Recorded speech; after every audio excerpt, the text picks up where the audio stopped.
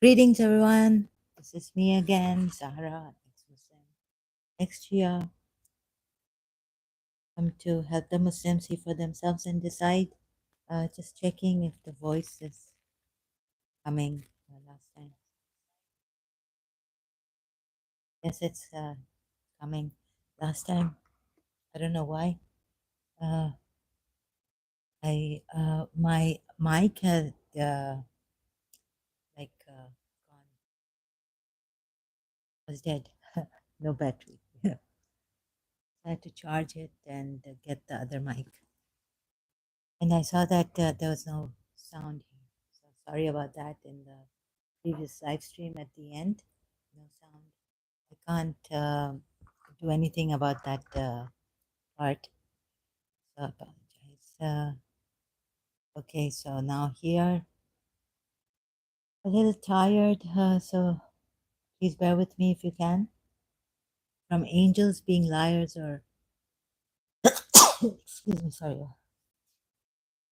Sorry if that was a loud one for you.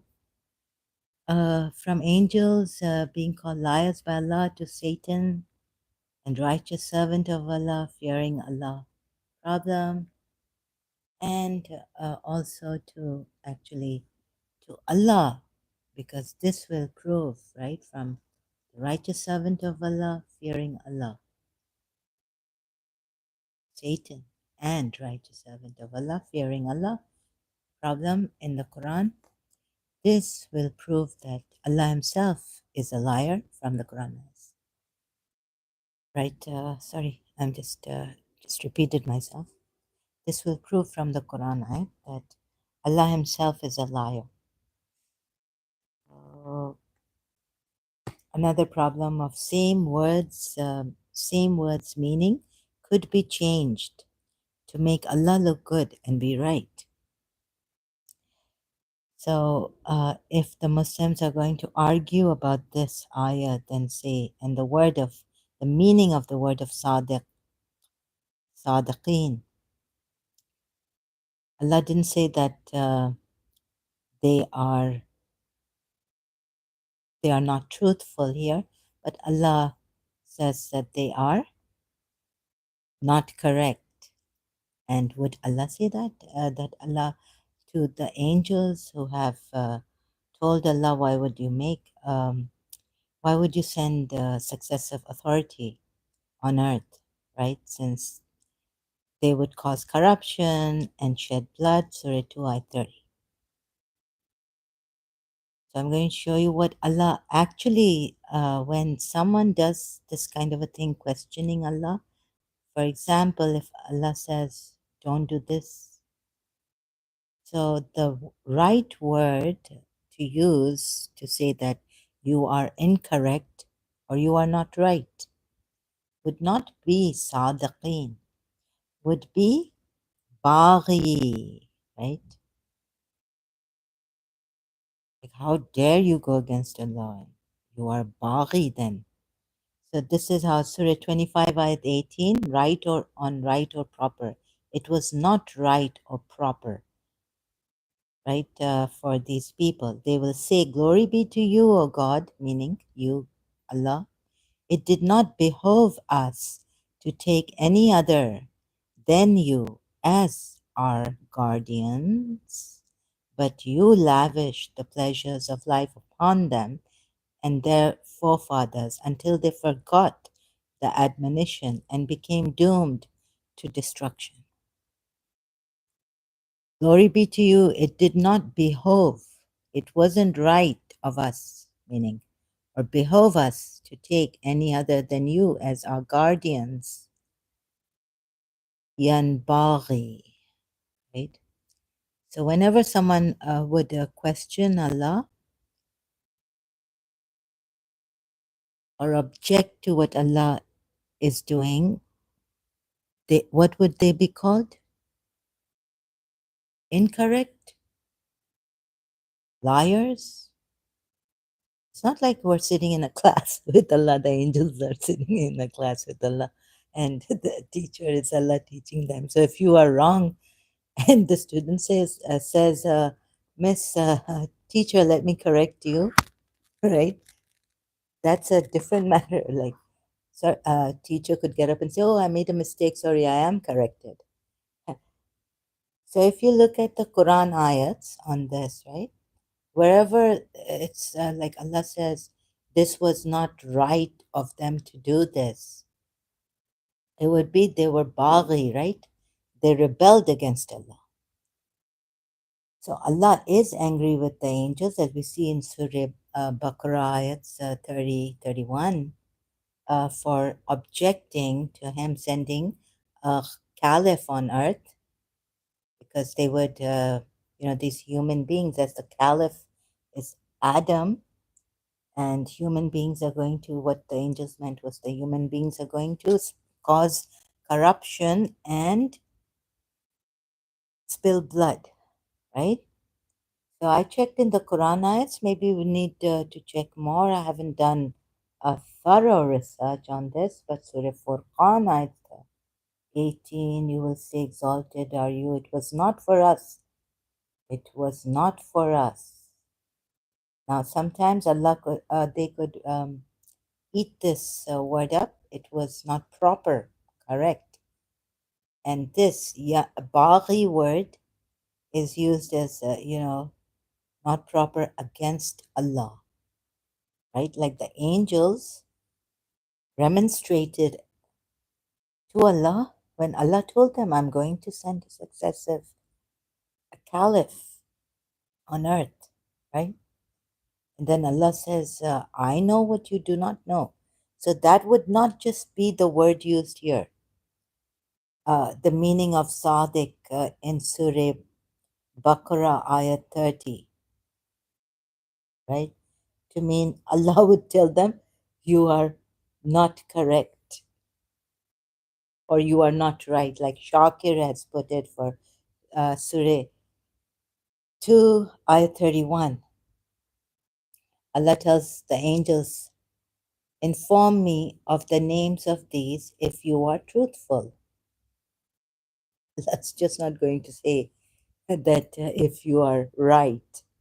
As we've seen, you can check more ayats on this, right? Wherever Allah says it is not right. Not the righteous should do this, but it is not right for them to do this. It's always an extreme word like rebellion, right? Rebelliousness. Baghi word would be used. If there is a lower, I haven't seen that. I've been checking Google. Maybe Google sometimes doesn't give those ayats, and I'm not a Quran hafiz. But it is mostly Allah using baghi for those who go against Allah, right? So the angels who should have known, or it will come to something other than that if they're concealing, then even then they're liars. So an ayat will come after this, Surah Baqarah ayat, and it will come later on in my, when I'm showing you my presentation on this, right? Quran ayats, my notes, rough notes actually. So let's see. So Surah 3 ayat 95. Right. So another problem of same words meaning could be changed to make Allah look good and be right. Allah being right, right? Correct. Another word for right. Right from wrong. That kind of right. So Surah 3 ayat 95 say Allah has told the truth.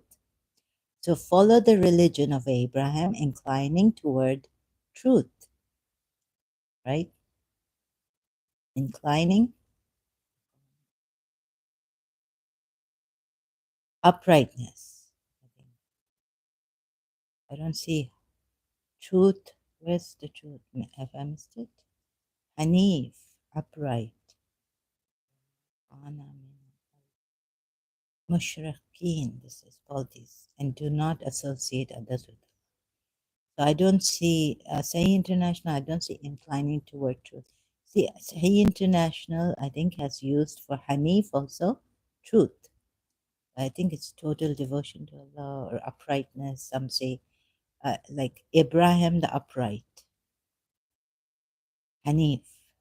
Okay, so, but this for sure, sadaqa Allahu, right? Or whether, okay, I can check. So Allah has told the truth.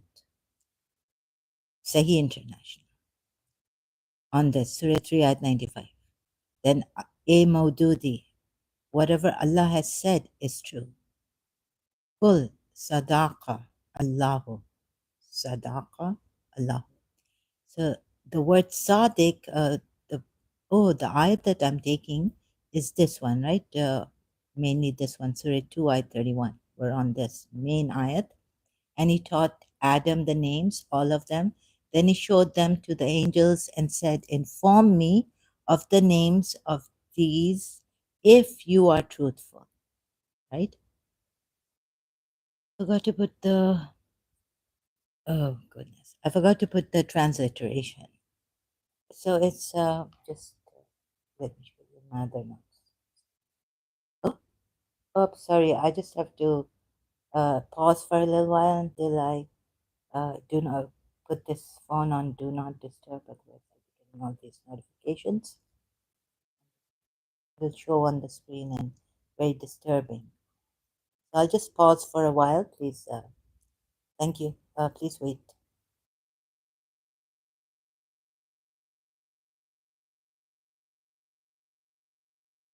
Okay, I'm back. Thank you for waiting. Sorry to keep you waiting. Okay, here it is.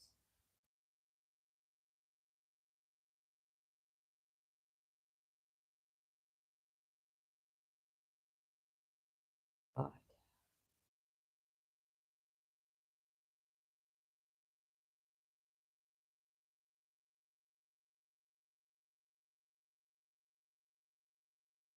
Yeah.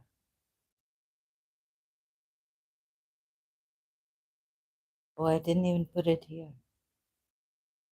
Okay. So what I'll do is in these notes, I'll have to go to Quran.com and take it from there. The transliteration on Surah um, Baqarah, ayat 31.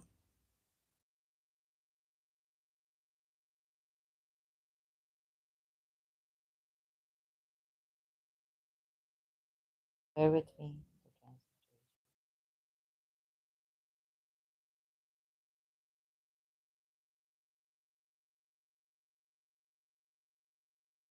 Make the changes like this. Screen has to be like this. Sorry.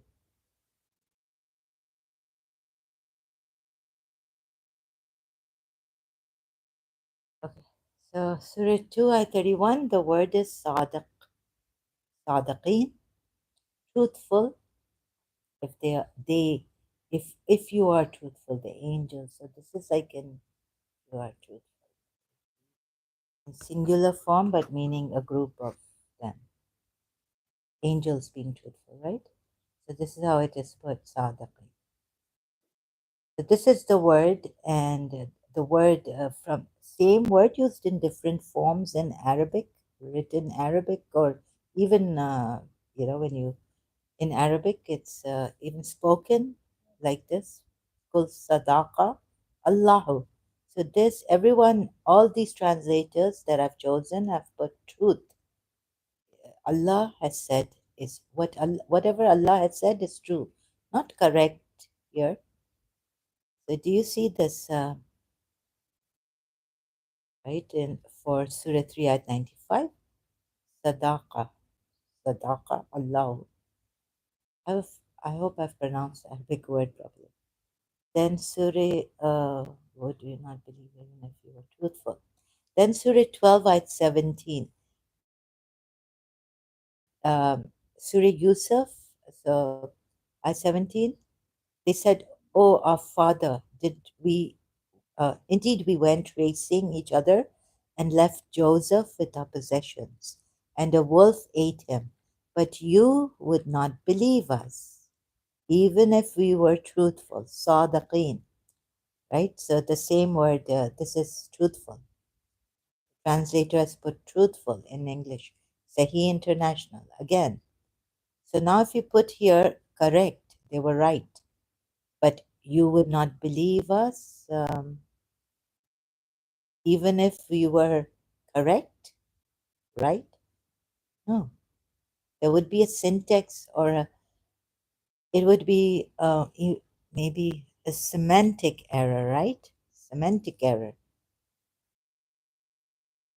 Right? If we put the meaning of sadiqeen to mean correct or right. Then we have Surah 2. Now we come to Surah 2, ayat 31. And same word used for Surah 12, ayat 70. So Allah said, the angels, inform me of the names of these if you are truthful, Sadiqeen.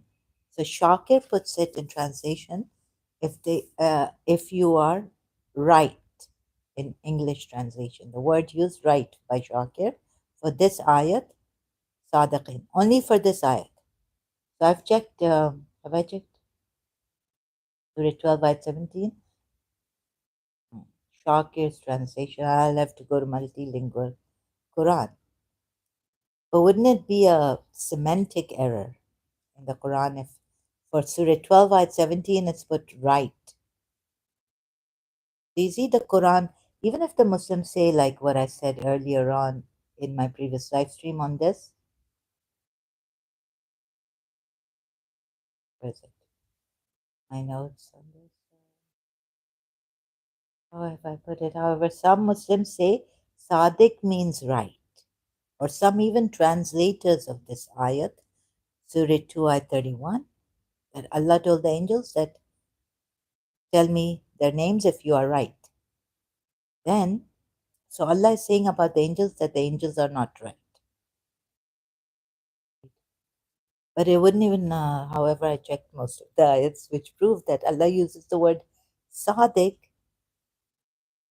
to mean truthful in some ayats where it would be a syntax or semantic error if the word Sadiq is used to mean right. Right? To put a gap here between mean and right. The Sadiq is used to mean right. It would be a semantic error in some ayats if Sadiq is meant to, Allah meant it to be right, meaning of it to be right from wrong. Another error, the one I showed you earlier on, is from that ayat that Baghi, right? Since you see, when they objected, the angels remonstrated that you're going to against Allah. That's a big thing for Allah, you know. Allah, I think, gets angry at them. Allah gets upset. You know what the way it's put. So it can't be, it's not the style of the Quran, right? Can't be that Allah has used right from wrong. It's not a class. It's not like a teacher. A teacher can make a mistake and not know. But Allah, the All Knowing, knows everything. So the angels telling him, and why wouldn't even the angels know? Even if they insist this word means right, that there are other things in which, sorry, I'm just continuing here. My previous live stream, I notes other things in the, so right, even if it means right, but it doesn't. Anyways, let's go ahead with them. There are other things. Let's go ahead with Shakir on this ayah. There are other things in the ayah taking the previous ayah, which is continued in the next ayah to have problems, right? For example, has Allah ever told someone, has someone told Allah that, why are you going to do this? Why are you doing this? And then Allah would say, you are not right. I know what I'm doing. Use the word, you are not right. Allah would make them realize that they are being rebellious against Allah. They are rebelling against Allah. Or they are being unjust. So here, that's why Allah is saying, using sadiqeen, sadiq, the word actually, truthful, mean, not true. And I'll show you another problem why he. So one problem again, look, I know it's going might take time for some of you Muslims to digest this. Surah 25, Ayat 18. They will say, Glory be to you. So what I did, glory be to you, it is not proper for us to take any other than you as our guardians, or it is not right for us, or it does not behove us. Now, Baghi, the word, right? Let's try to search it out, has meanings like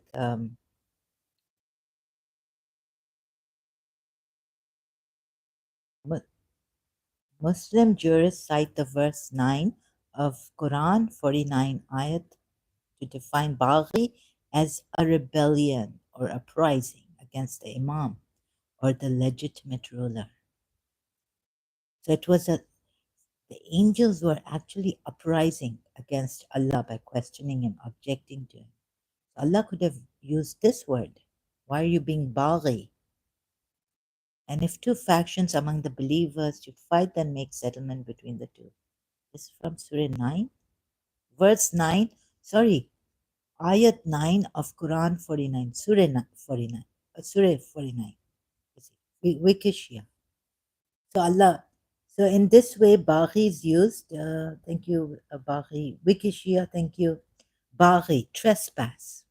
Why are you trespassing, Allah?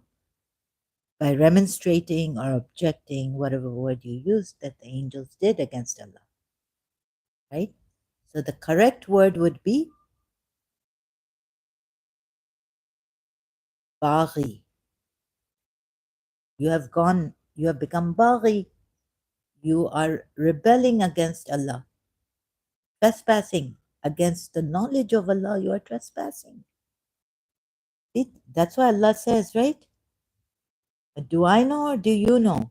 I mean, sorry, I know what the way he puts it is, sorry, the way I'm putting it. I know better than you, indeed. I know better than you, angels. So, Baghi should have been the correct word, not right, like Shakir has put it here.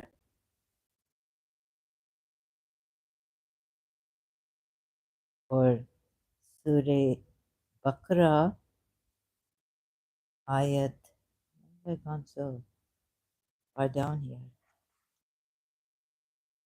Right, 31 in English, right? If you are right, Shakir's English translation of this ayat. Allah would never say if you are right? Go- Please check. If there is something, if there is another ayat that says Allah, it just doesn't fit. It's not like a teacher and student class. Even if the teacher is wrong, the student can correct the teacher. Sometimes student can be correct and teacher can be wrong. But this is Allah who's the all-knowing, right? And when the angels are questioning him, what should he do? He should say, have you gone Baghi or something? Or something, no. Have you gone Baghi? Have you become Baghi?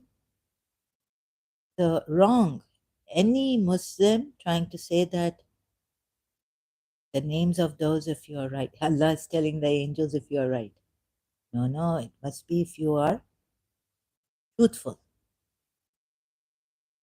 right? Another thing, I have to skip my notes here, is should I go step by step? No, I haven't gone.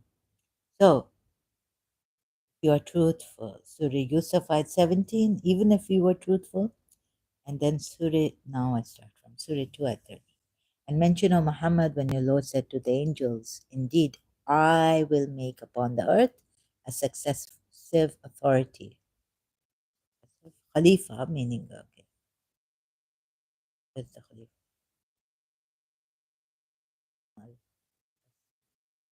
No, no, just, oh, I didn't put the transliteration of this. Successive authority, okay. They said, the angels are saying to Allah, will you place upon it one who causes corruption therein and sheds blood, while we exalt you with praise and declare your perfection? He, meaning Allah, said, "Indeed, I know that which you do not know." And shouldn't have the angels known that Allah knows what they don't know, right? He's the He's the creator. Such a weird story. And then Surah 2, ayat 31. And he taught Adam the names, all of them. The next ayat after this. And then he showed them to the angels and said, "Inform me of the names of these if you are truthful, Sadiqeen." Ah, it's not you if you are right or if you are wrong, like that, right and wrong. No, no, no. Against Allah, you do not remonstrate or question Him, right? How could the angels question Him? How could His creation at that high realm when the angels are obedient to Him? But we were told I read on Shia belief that the angels can question Him because Quran ayat, they questioned Him. They have some free will to, they have this free will to question Him at least. But they don't have the free will to disobey Allah, right? Act in disobedience to Allah. They only have the free will to question Allah. And this, but why would Allah do this, right? And He's actually insulting the angels. So thanks to Christian Prince and whoever on Christian Prince's live stream, a Muslim came and said, "No, no, this is right. This the word meaning here is right, right, right, and not truthful." So Allah definitely, now we worked out a little bit, right, more that Sadiqeen means truthful. Have you gone Baghi? Do you not know I know everything? Even Baghi would have been a better word than the meaning being right of Sadiqeen here in Surah 2, ayat 31. Allah telling them, moreover, "Inform me of the names of these if you are truthful." Allah has insulted the angels, Christian Prince is right, by calling them liars. What is the opposite of truthful? And it's not like you have put here and Shakir also, you Muslims who say that this word's meaning is right. You have you want to make Allah right, but you can't because there are other ayahs where Allah eats up the words. It's not right for you to turn to the west or turn to, up, see up. Sometimes he eats those words like baghi or it's not proper, it's not right for you. The way he puts the ayahs, the right word doesn't come. The word like right or wrong. It is right for you to do this. It is wrong for you to do that. Would that come in the Quran against Allah? When Allah has decided a matter, Allah has put forth the law, no one can change it. So anyone remonstrating against Allah would be a baghi. This is divinity. This is against divinity. This is not a human being against a human being. So whichever Muslim has said has not really known the basic of the Quran ayats, the style and the words, where right and wrong should be used, not against Allah. When the angels are wrong against Allah, that is just too low. That is just not done. It's not the style of the Quran. And if you bring me the style of the Quran is like this in one ayat, I will the ayat I have given you. Then there are many contradictions.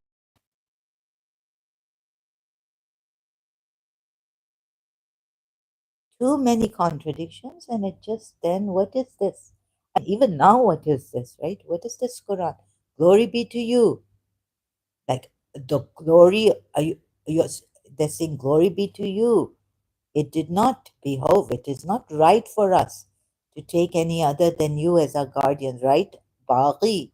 Here, it would be that, oh, we are, what else are we? Trespassing you, Allah, by questioning Allah. Only questioning Allah is trespassing Allah, right?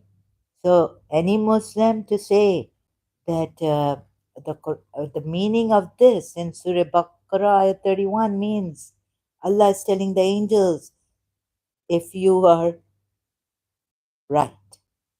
Even Shakir is wrong, your translator in this English, using the word right, meaning you are right, not meaning you are if you are truthful. Okay, get this? Angels are liars or just ignore. This was the past. But Allah calls them liars, not truthful, right? Then. So Allah moves out of soundness in Surah 2 ayat 31. But I would give you this ayat then.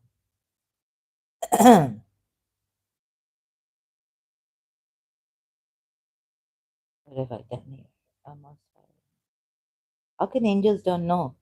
How can angels not know? Sorry, I made a mistake here. How can angels not know that Allah knows better than them? And why would they remonstrate? Remonstrating, they're objecting. There was a walwala up there, commotion. Allama Rashid Turabi in his majlis has said, you get it? Against Allah, Allah will say, oh, teacher, oh, you're wrong, student. Not like that. Exalted Allah, all knowing. And he moreover says, I know what you do not know.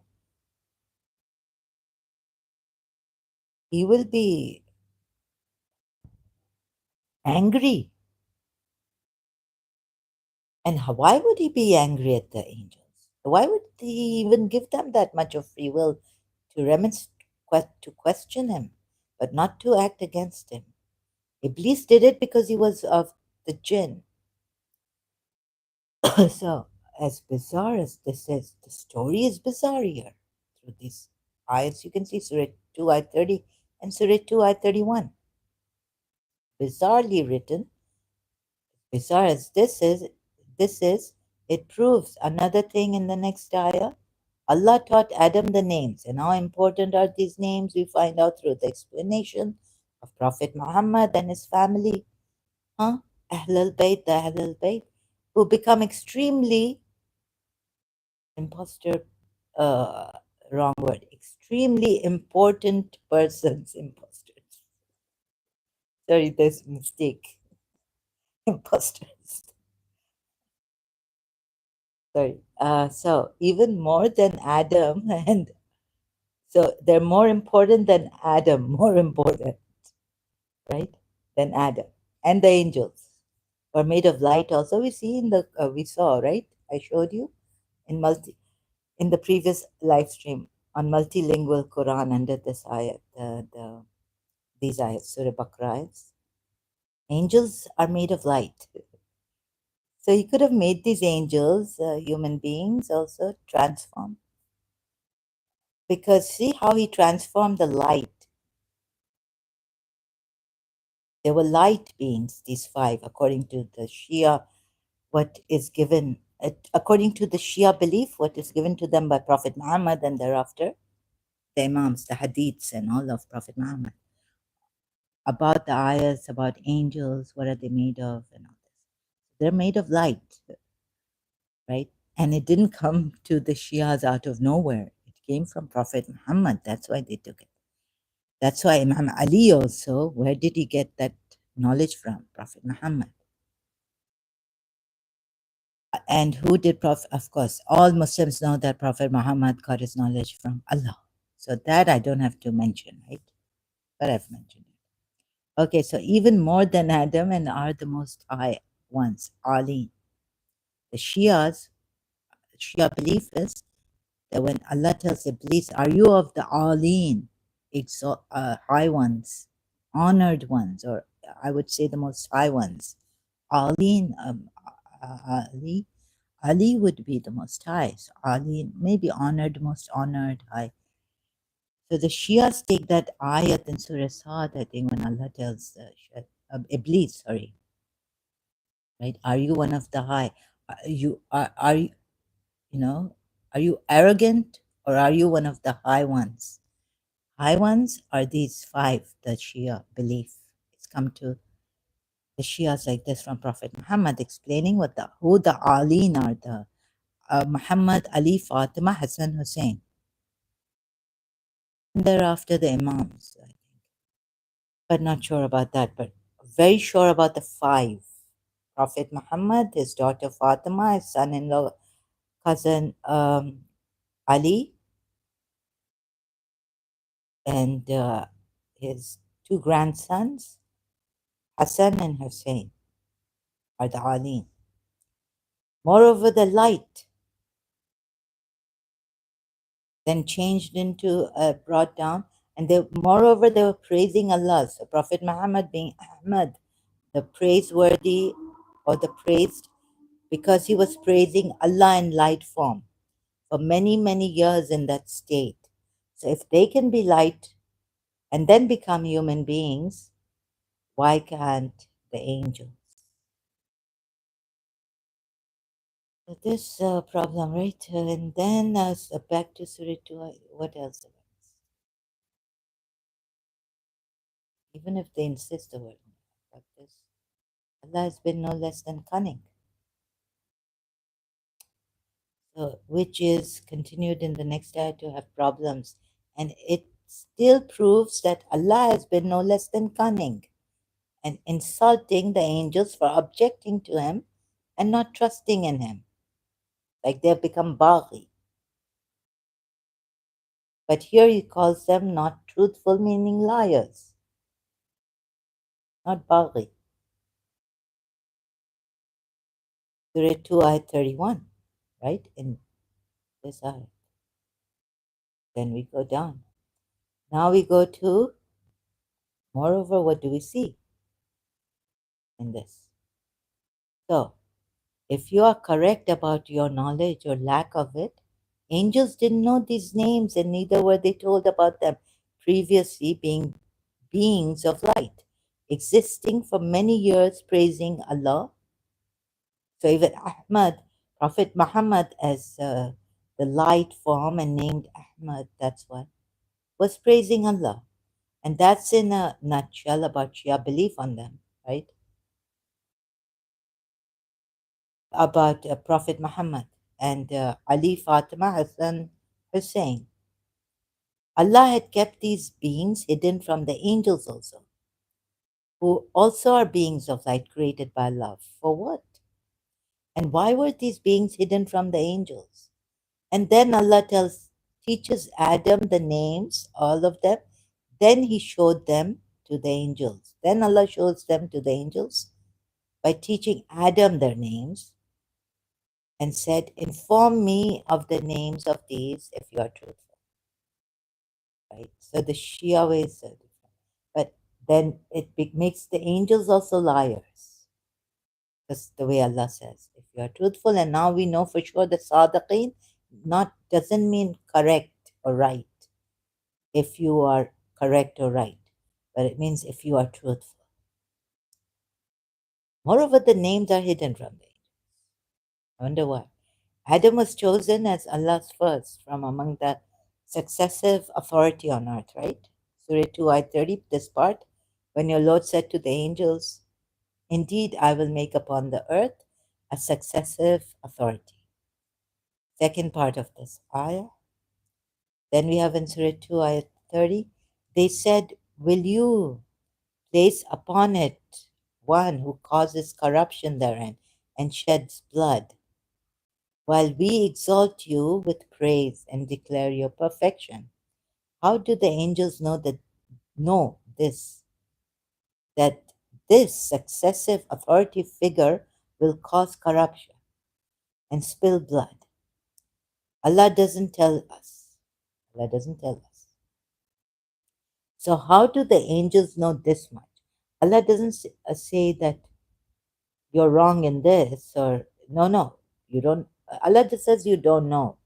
But look, even if they are liars or Allah's called them liars and incorrect, not correct. It is correct, right?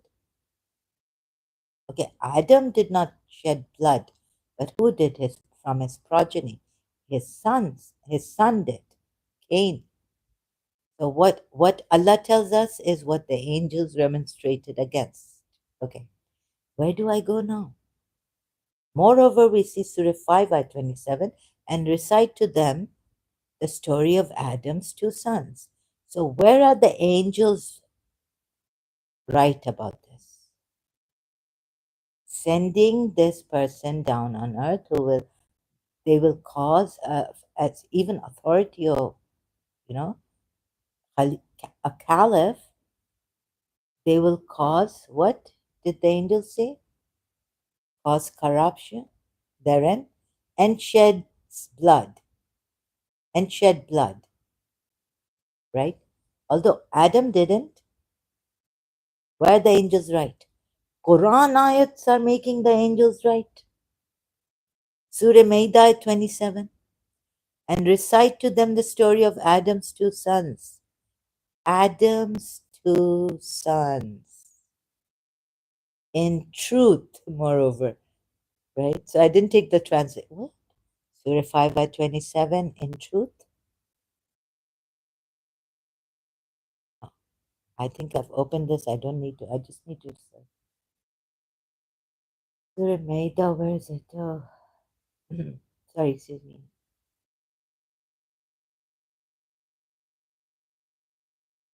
In truth, recite. Maybe haq.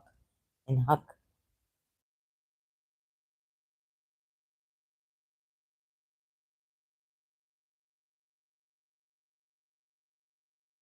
In truth. Bil haqi, yeah. So there's another word where Allah uses the truth for is haq, right? So this is not needed for sadaq, right? Sadaq. But in truth, both offered a sacrifice and it was accepted from one of them and not, okay, this is jumping, so I'll go back to Surah 5, I 27, my notes. And recite to them the story of Adam's two sons in truth, haq, when they both made an offering to Allah and it was accepted from one of them but was not accepted from the other. Said the latter, I will surely kill you. Said the former, indeed Allah only accepts from the righteous, meaning who fear Him. That's what Sahih International. Then the next ayats of Surah Maida, ayat 28. Even if you stretch forth your hand against me to kill, I will not stretch forth my hand to kill you.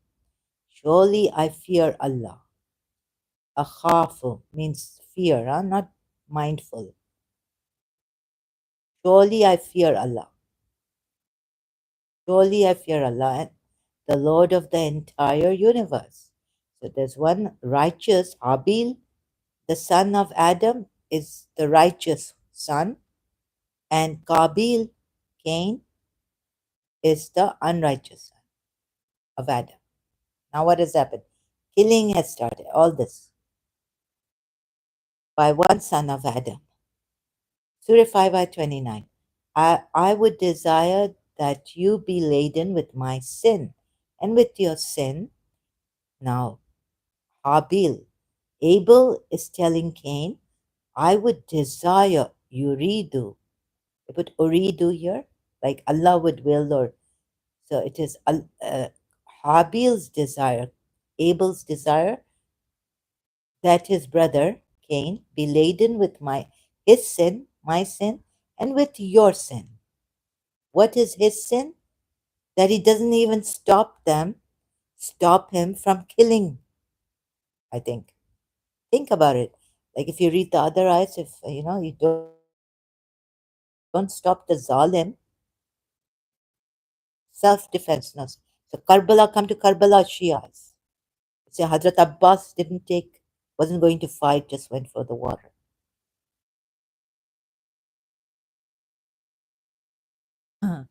Now even Habil is doing wrong by saying that I desire that you be laden with my sin. Now he's got his sin. What is his sin? Tell me. Now, this righteous son of Adam has a sin too. Oh my goodness, so many contradictions. Please look at this. Pay attention if you. Oh, has a sin too. Laden with my sin, burdened with my sin, meaning or laden. Good. You will take my sin and with your sin. Oh my goodness, Habil is saying that he has a sin. What could it be? Whatever it could be, but he has it. I may explain to you through other Quran ayats, not stopping a zalim is, or allowing a zalim to kill you is a sin, let's say, right? Suicide, sin.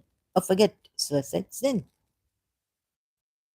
So Imam Hussein, if he didn't want to fight when they wanted to fight him, and he want, okay, kill us. If they said, okay, Hazrat Abbas is going for the water, not taking the sword. No, no, don't take the sword. Go and kill them. And they want to kill him. So it's a sin,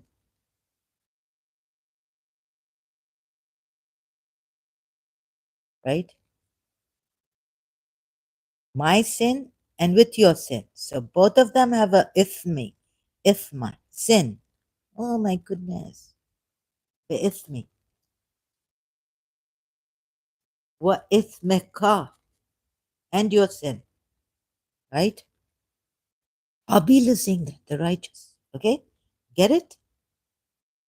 Please pay attention. We haven't been paying attention when I hardly paid attention to these Quranis. How can Habil have a sin? Thus become among the inmates of the fire. I start to question Imam Hussein, right? Why didn't you save Yazid? Stop him from killing you. Go.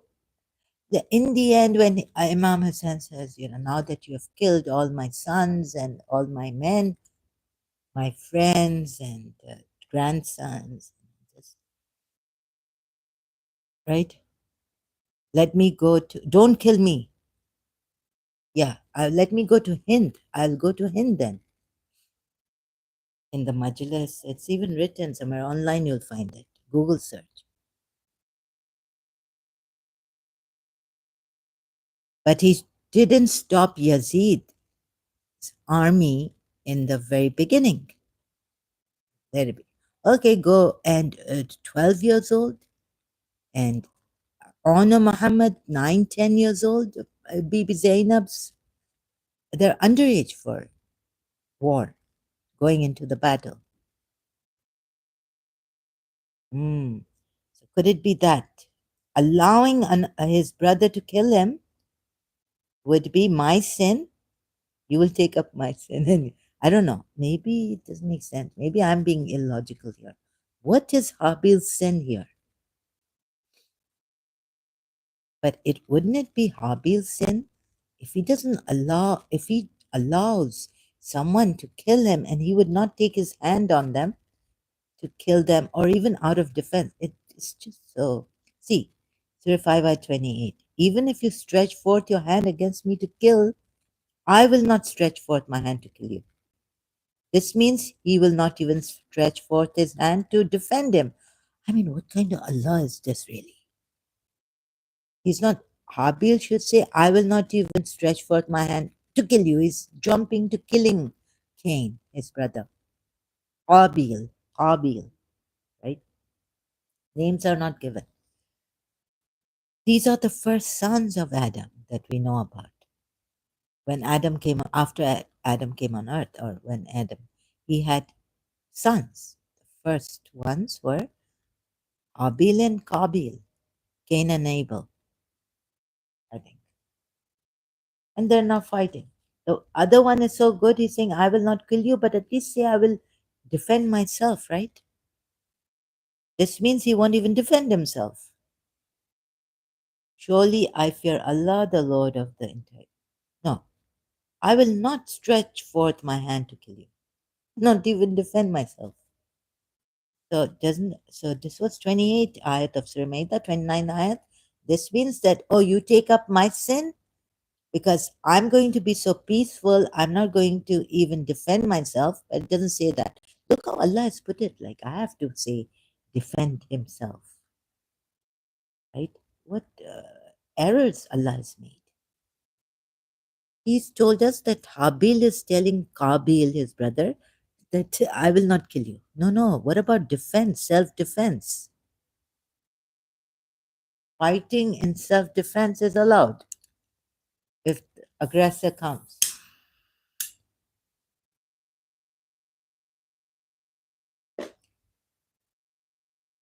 Oh, too much.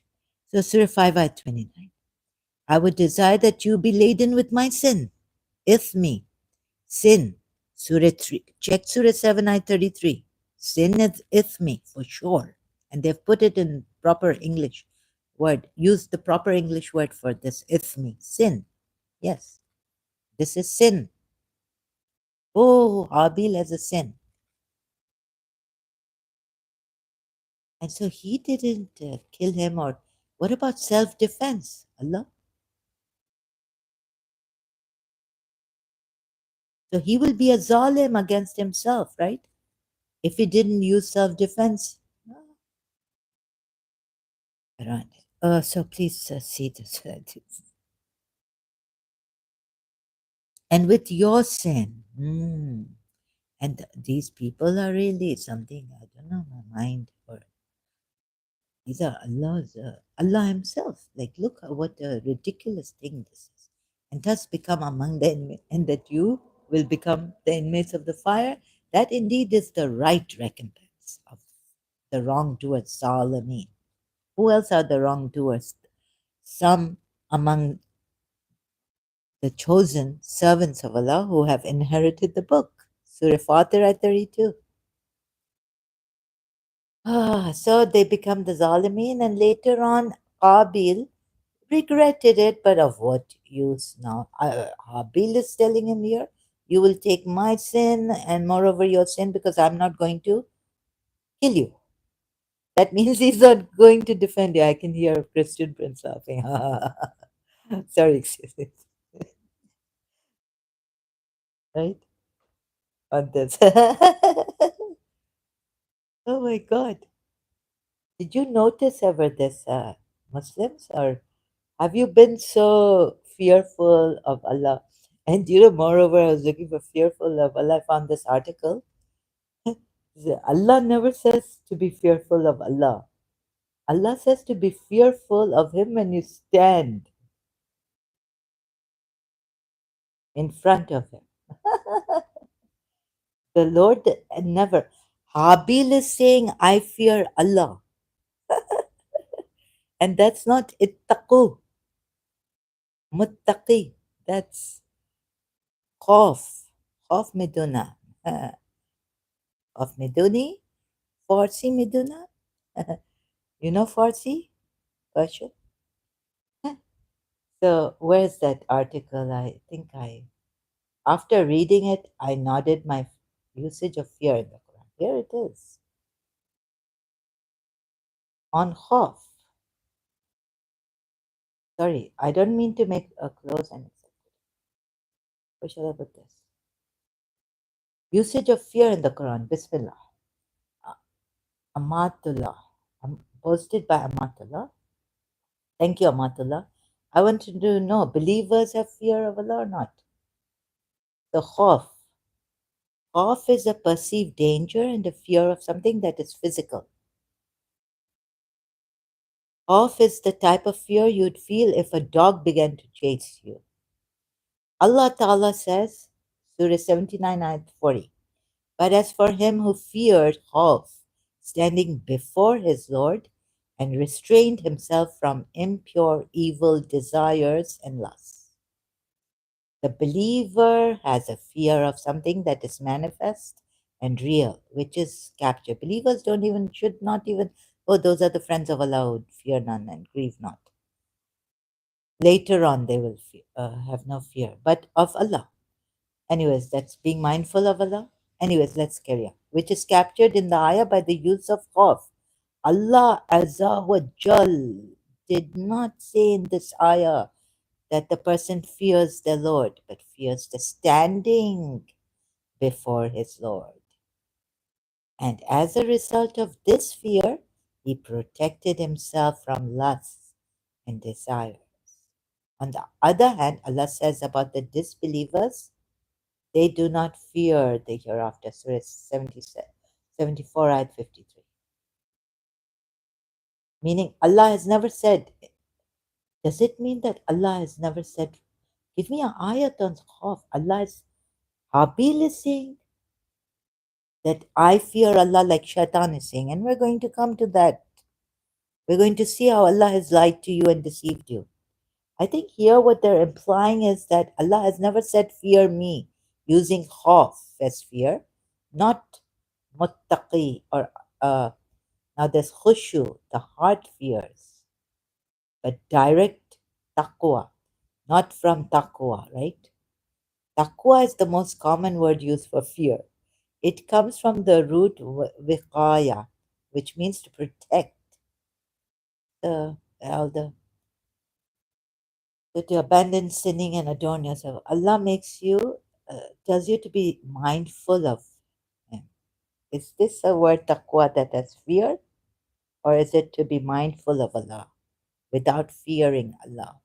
Just to be conscious of Allah doesn't mean you have to fear Allah. So in this also, sorry, the many problems. See, I apologize, Amatullah. Amatullah, the taibat.wordpress.com website. Usage of fear in it. But you see what they haven't given is the ayat I found here in the Quran. Habil says, I fear Allah, right? Surah Maida ayat. I will surely, said the latter, I will surely kill you. Said the former, Habil, Abel. Indeed, Allah only accepts from the right. No. Oh, here. Surah Maida 28. Surely I fear Allah, the Lord of the entire universe. Right? Al-Alameen. Rabbal Alameen. What is Habil saying? I fear. And what is the word here? Akhafu. Khaf. It is from this fear. He says, I fear Allah. Habil says, I fear Allah. Abel. Right? Surah Maida 28. Then, Surah 5 ayat 29, I would desire that you be laden with my sin and with your sin, and thus become among the inmates of the fire. That indeed is the right recompense of the wrongdoers, Zalimi. And who are the wrongdoers? Also, a group from among these chosen servants or slaves of Allah. Surah Fatir ayat 32. Don't forget that. Zalimi. And moreover, I spoke about his sin, Habil's sin, Abel's sin, and Kabil's, of course, sin. But he says, I desire, I will that you be laden with my sin also. That I don't kill you, I don't defend myself. So that will be like Habil is a sinful person also, right? Makes Habil sinful. And he's adding to his brother's sin. He's saying, if you're telling me that you're going to kill me, I will allow you to kill me, and allowing you would make me sinful, but the sin will transfer, my sin will transfer to you. And moreover, you, the killer, already sinful and Zalimi. Oh my God. So, what kind of logic is this? Huh? What kind of logic is this? Here, Surah Maida 29. Then Surah Maida 30. And his soul permitted him. Now the nafs has permitted him, permitted Cain, Qabil. So to him, the murder of his brother, permitted to him the murder of his brother, Habil. So he killed him. Qatal, killed him, and became among the losers. Khasirin. Al Khasirin, right? What did the angels? Now we come to what did the angels say to Allah? Surah 2, ayat 30. Allah said, indeed, I know that which you do not know. The angels knew, or Allah knew? Tell me. Cain, Qabil, and Abel's Abil. Adam's two sons story given in the Quran. You can see, right? So what happens? Is Allah right or the angels? Or is Allah true or the angels true? And what else should I have? Surah Surah Baqarah ayat 30. When your Lord said to the angels, indeed, I will make upon the earth the successive authority, they said, will you place upon it one who causes corruption therein and sheds blood? What does it mean by sheds blood? Killing each human beings, right? And we see Adam's sons doing this. Now, one son doing this. And the other one saying, I will not kill you, so that you can take my sin also upon yourself.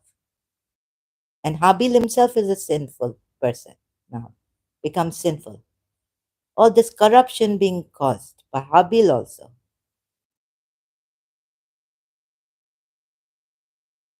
So,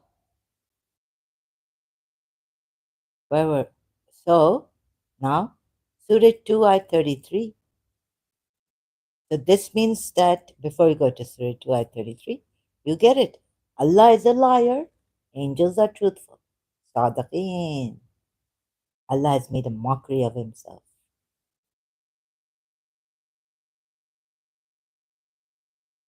Surah 2 ayat 33. I didn't highlight it, sorry.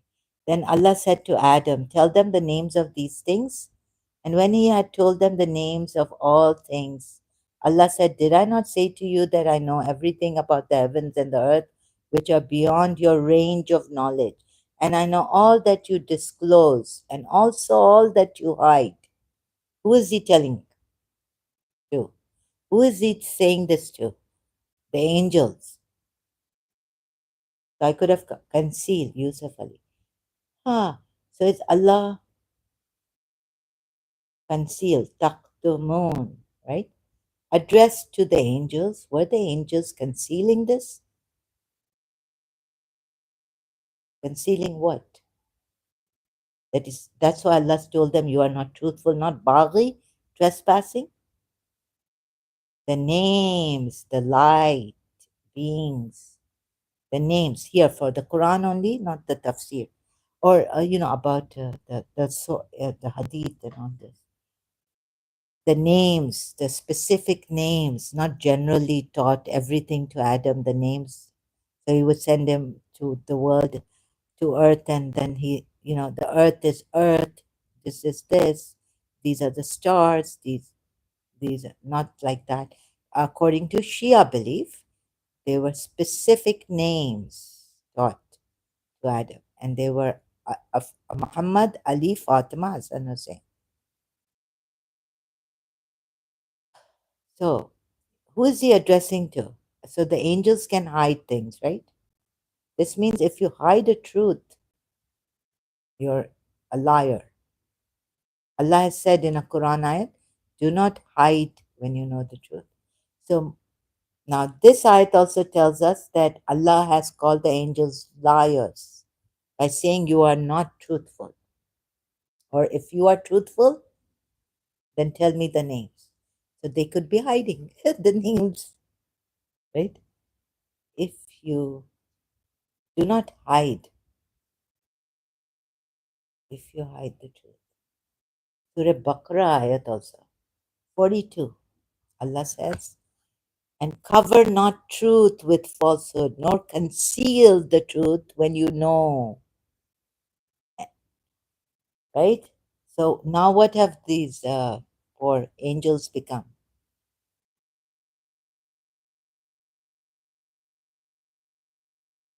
Conceal. Tak, taktumu, taktumu. Wa is and. Taktumo, conceal the truth while you know. So definitely now, taking this ayat, taktumo. And Surah Baqarah ayat 33 now, 33. Allah's addressing, telling the angels, not human beings here, still on top over there about Adam, what he's given to Adam.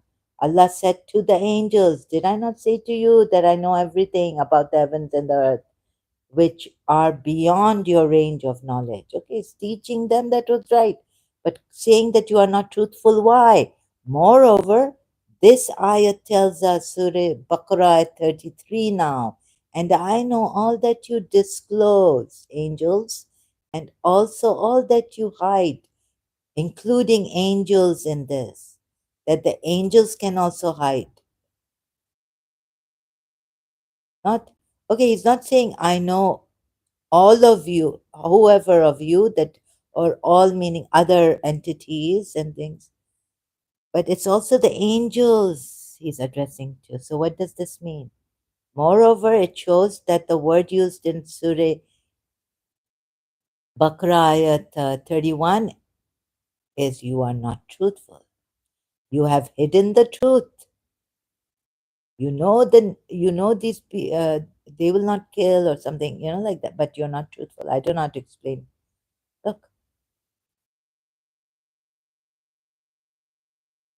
you know how important these names are. These names are. And knowing these names, what would happen then? It would be enough to, even if they would not cause corruption and bloodshed, right? Spill blood on earth. I know all that you disclose and also all that you hide. Who is he addressing to? Please see in Surah Baqarah. These are ayats. The next one. Taktumun, right? Addressed to angels also. Were the angels concealing this? What Allah had told them?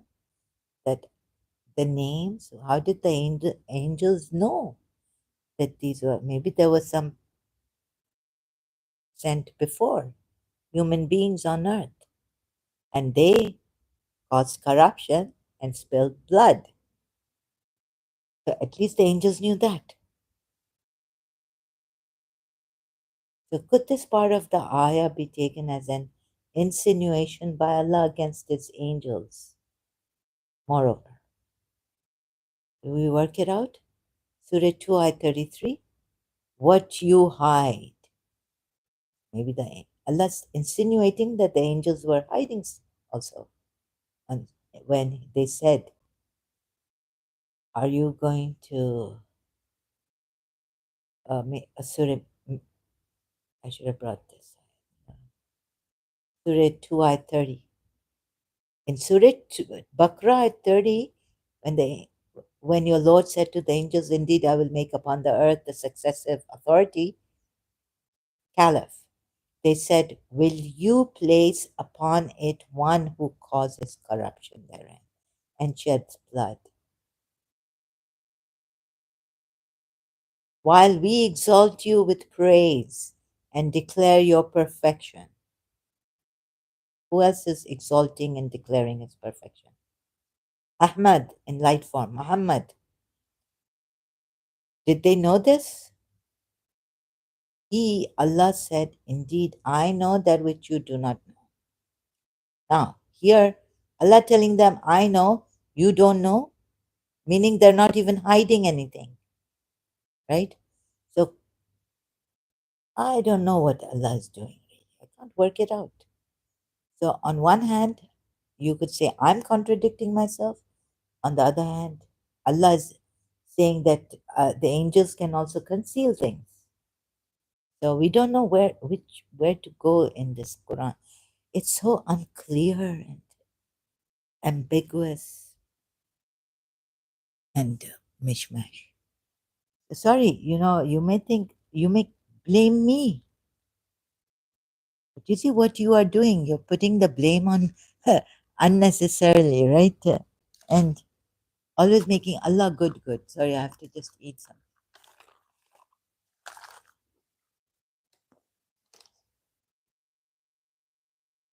Conceal, Yusuf Ali puts for hide, conceal.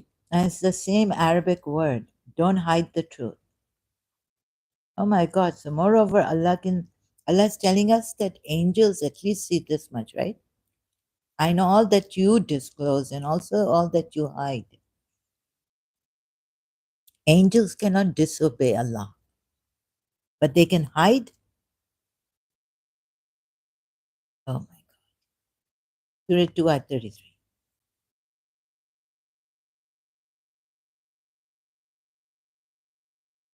So now proven that Allah is wrong. He's not Sadaq. He's not Sadiq. He does not tell the truth. Please see this. He hasn't told the truth. Yet, Al Imran verse 95, Surah Al Imran verse 95 says, say Allah has told the truth. I proved it, right? Allah has not told the truth. Habil and Qabil fighting each other. I mean, not fighting. Qabil wanting to kill and killed him, killed his brother. And Habil saying, I will not kill you. Moreover, you'll get my sin on you. If you kill me and I do not kill you, want to kill you, and I do not, it just says not even defense. I don't know. The defense word is cut off. There's no mention of defense for self defense. You will get my sin. Yani, I allow you to kill me, you will get my sin. What is that? What not? Because later on, Allah doesn't, the angels, when they're taking the soul, say, what, in what position were you, condition were you when you were on earth? They say that uh, we were oppressed. Angels will say, did you, wasn't Allah's earth vast, spacious, that you do hijrat, you emigrate, sorry. Move from one land to another. Leave this land where you were oppressed. Go to hell now. Your abode is hell, right?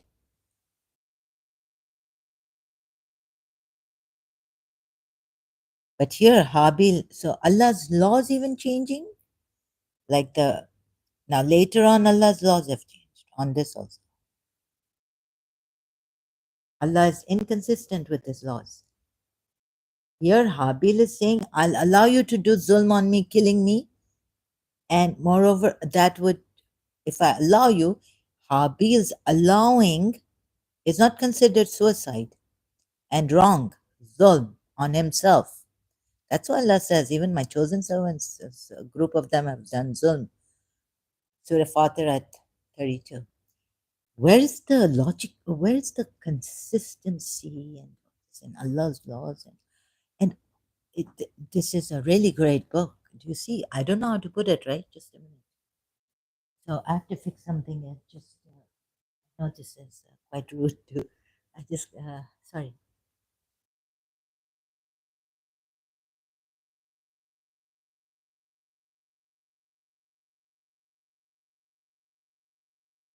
Oh, sorry to keep you waiting to fix something. Condition, I just can't take it. Restlessness. So, and taught Adam the names, all of them. Now we come back to this, right? So for sure, why have we come back to this? Did it jump? Okay. Now, so Allah has been a liar, lied. We didn't come back to that. I went up to. So now, see this? I'll give you time to do your own research when you find out yourself. Now I find a Christian prince is right about this word. He just didn't come this way. My way is different, his way is different. And he's a genius. He remembers a lot of hadiths and this and that. I have to write it down in notes. Fear is right and be mindful. Now see something more. right? Where were we? Sorry, I shouldn't have gone up. Shouldn't have gone to fix. In this ayah, Shaitan is not a disbeliever. Look. So, yeah, now we come to, we finished with this, right? Addressed to angels, were the angels concealing? But they can conceal. Let's just put it on that, right? So the angels can hide the truth and be called liars by Allah. So, Sadiqeen, are you, if you are the truthful? Allah is making the angels realize that you are not of the truthful. And maybe also you have gone baghi. You are baghi. You have trespassed. You are questioning me. You don't know that I know. Allah didn't even, what did He lack? Allah as a teacher, teaching the angels. But He's above that. He's exalted far above. And they, moreover, say, we exalt you and we do this. So angels should be innocent and ignorant, not Allah insulting them like this and putting it like this. Terrible, terrible, I tell you. So, but confirm that Sadiqeen in Surah 2, Ayah 31 means not truth. They were liars. Angels were liars, and this means, this is what it means. Allah is telling the angels, you are liars. Confirm now from the word Sadiqeen meaning. Taking these ayahs that I've taken and shown you the way I've shown you. Addressed to the, could this part of the ayah be taken as an insinuation by Allah against His angels, at least, that they can even conceal things? Taktumun. Surah 2, ayat 33. Okay? Then, and mention when He said to the angels, prostrate before Adam, so they prostrated except for Iblis. He refused and was arrogant and became of the disbelievers. Surah 2, ayat 34. Now, so Allah turns, so we turn with Allah here. So what did I realize about Iblis? That he was among the al-kafirin, right? The disbelievers, Surah 2, ayat 34. Iblis became the disbelievers. Now, some Muslim might who had asked ex-Muslim Ahmad, is Iblis shaitan? Like, ex-Muslim Ahmad was like, what are you saying? Iblis is not shaitan. Yeah, but let's say Iblis, if some Muslim comes here and says, well, Iblis is not shaitan, and we can't even find clear ayats on it. Allah doesn't say here that he became shaitan, right? Forget that. So working that out would take some time. That is Iblis shaitan, and that's why Iblis is a kafir, but shaitan is not a kafir. See, if you say this, but at least see this. Muslims. So Iblis is shaitan? A Muslim asking me? Not clear from the Quran. So what is clear? That shaitan is a disbeliever. And I found the ayat, Surah 4, ayat 76 says, those who have faith fight in the way of Allah, while those who disbelieve fight in the way of Tawhud. Now they in bracket put Satan in English translation, but there's also the mention of, not only the mention of Tawhud, but the mention of Shaitan. Fight then against the fellows of Shaitan. Shaitan, a Shaitan. So Taghut now is Shaitan. Fight then against the fellows of Shaitan. But now you have to, or even if you don't want to imply through these Quran ayahs, which are, it's clear that Taghut is Shaitan and Shaitan is Taghut. Fight then against the friends of Satan, or the awliya, the friends of Satan, right? Surely fight in the, those who fight in the way of Taghut. Okay, so they can't fight against Taghut, but they can fight against the friends of Taghut, meaning Satan, Taghut and Satan. And Satan, Shaitan here, it shows here definitely, clearly, that Shaitan is Taghut, or Taghut is Shaitan, disbelief, fight. Those who disbelieve fight in the way of Taghut. So he's the head of these disbelievers. Shaitan, it's Shaitan, right? Fight then against the slaves or, sorry, the friends of Shaitan. Surely Shaitan's strategy is weak. Shaitan is a bad person, Dhaif, right? Surah 59, ayat 16, the parable is that of Satan. Satan is bad. It's like Taghut. If not Taghut, Surah 4, ayat 76, and he's a disbeliever. Those who disbelieve fight in the way of Taghut. They fight in the way of, so fight now. Taghut, Allah doesn't repeat the word Taghut here. He says, then fight the friends of Shaitan, meaning Shaitan also is the head of disbelief. Disbelief, right? So, Surah 59, ayat 16, the parable is that of Satan, Shaitan, when he says to them, disbelieve. But when he disbelieves, when he disbelieves, whom Shaitan is prompting to disbelieve, he says, I am quit of you. Verily, I fear Allah, the Lord of the universe. Inni akhafu Allah Rabbal Alameen. Right? Shaitan says this, and he's the disbeliever, chief disbeliever. Allah only says fight against the friends of this chief disbeliever. Maybe you can't even fight against Taghut. When Shaitan is in the form of Taghut, you can't fight against him. I have to look at the Ayatul Kursi to whoever. But for now, this is enough, hopefully. So, what does Shaitan say? Verily, I fear Khawf, right? It's not mindful or anything. Verily, I fear Allah, the Lord of the universe. Where have you found this? Who said it? Habil said it, right? And what does this prove? This ayat at least now. Surah 59, 916. In this ayah, Shaitan is not a disbeliever. He's not a disbeliever. He fears Allah. And also, this part of the ayah shows that Shaitan is among the believers. Right?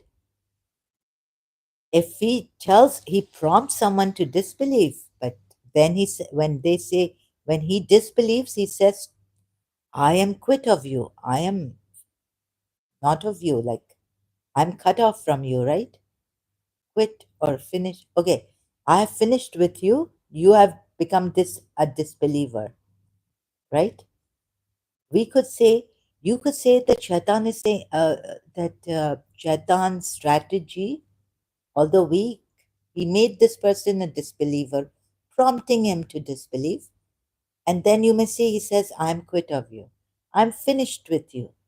You are a disbeliever, right? No.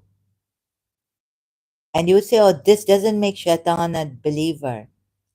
But what, moreover, does Shaitan say, not this person who has now disbelieved?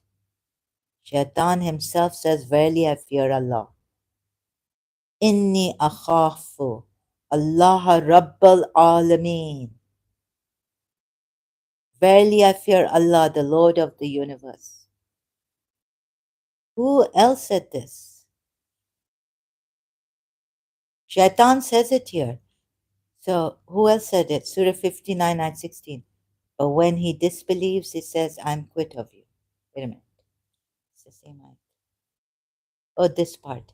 Contradiction between Surah 4, ayat 76 and Surah 59, ayat 16, right?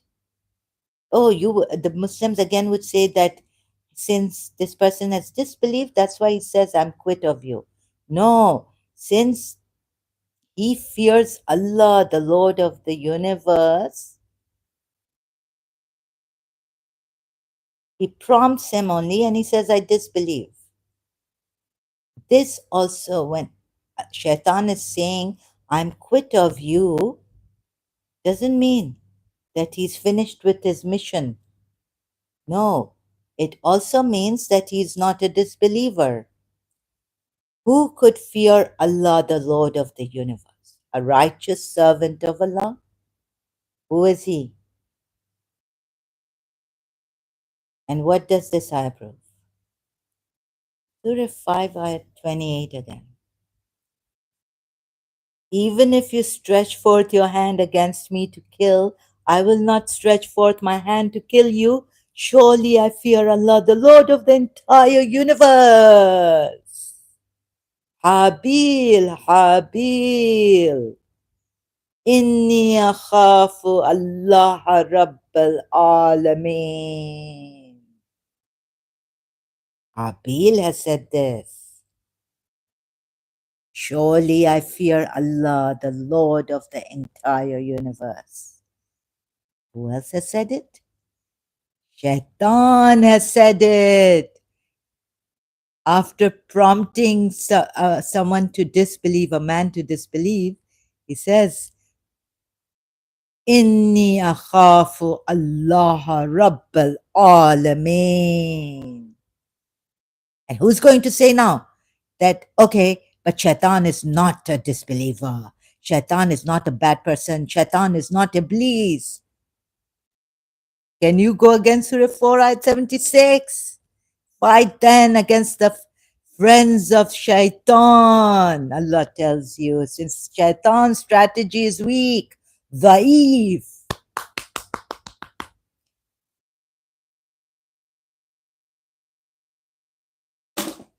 Okay? Finish. Finish? More? Finito? What does this prove? What does this prove? Same words spoken by Shaitan, and when he prompts disbelief in men, and Abel and Habil, Abel slash Habil, not Abel and Adam's righteous fearing of Allah's son, Adam's son, the righteous fearing of Allah. Verily I fear Allah, the Lord of the universe. Inni akhafa Allah Rabbal Alameen. Then we go to Surah 39 and 16.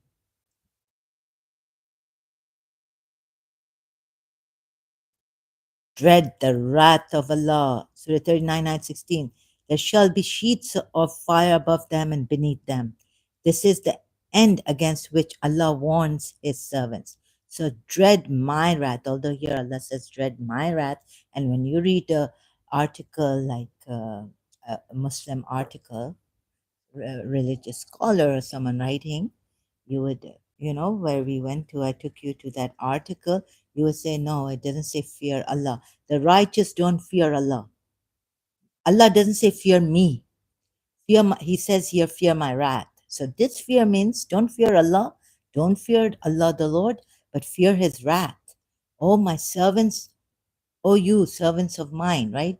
Ibadahu, ya ibadi fattaqun. Taqun would come from a taqi. So be mindful of me, right?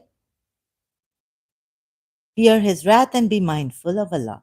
But what you didn't notice and what I didn't notice, if you haven't noticed this up till now, and some time ago when I was doing the notes, I was like, oh, I looked at this article and then these. Oh, yeah, no. Allah says, Khof miduni, Khof, ifu, dread my wrath. My wrath, not him.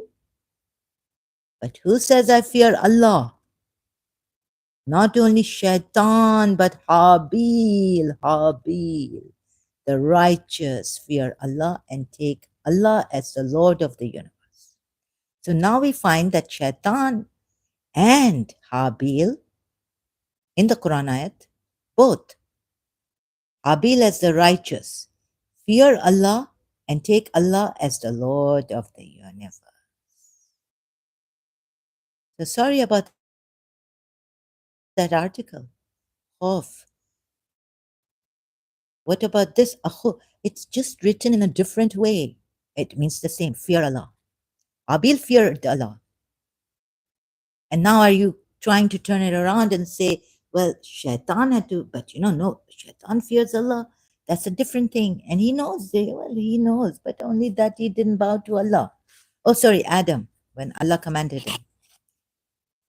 You know how the Muslims are going to, their minds turn it around. I don't know why they do that.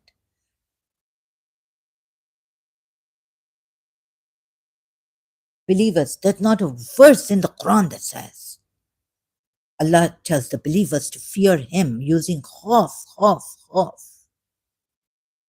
Or they should have heart in the fear. They should have a fear for the hereafter. They should have the fear for the wrath of Allah. They should have the fear of standing in front of Allah, but never Allah. Never Allah. But where did you not see? You missed. Oh, Shaitan. Allah has never said, believers, fear me in this way. Khawf, using khawf. Be mindful of me. Yes, be mindful of me. But I found a verse. Not only Shaitan, Habil says, and Habil is one of the righteous of Allah. Is he not? Was he not?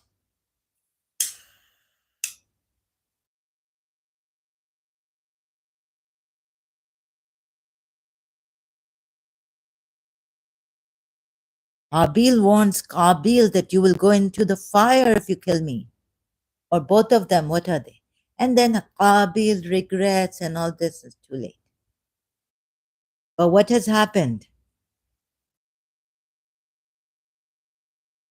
Angels are right. And now where has Allah got after Adam? Where is that Khalifa, successive Khalifa, who would stop all this bloodshed and all, even Adam's children, sons, you know, one saying, my sin will be on you. I'm not going to protect myself. You kill me, I will not raise my hand. There'll be double on you.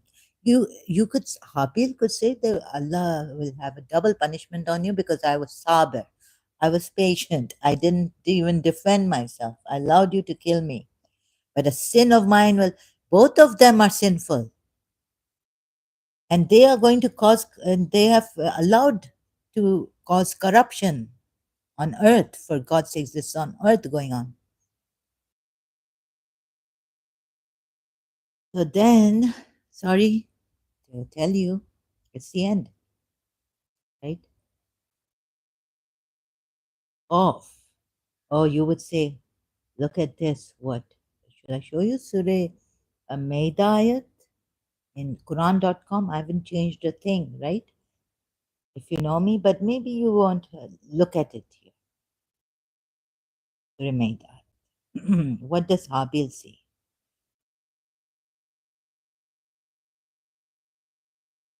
Ittaqu, muttaqi.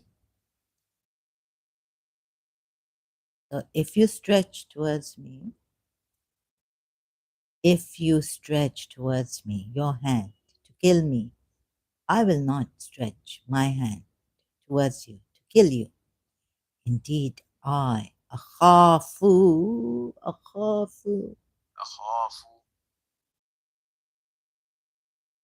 Allah, not standing in front of Allah, not standing for Allah.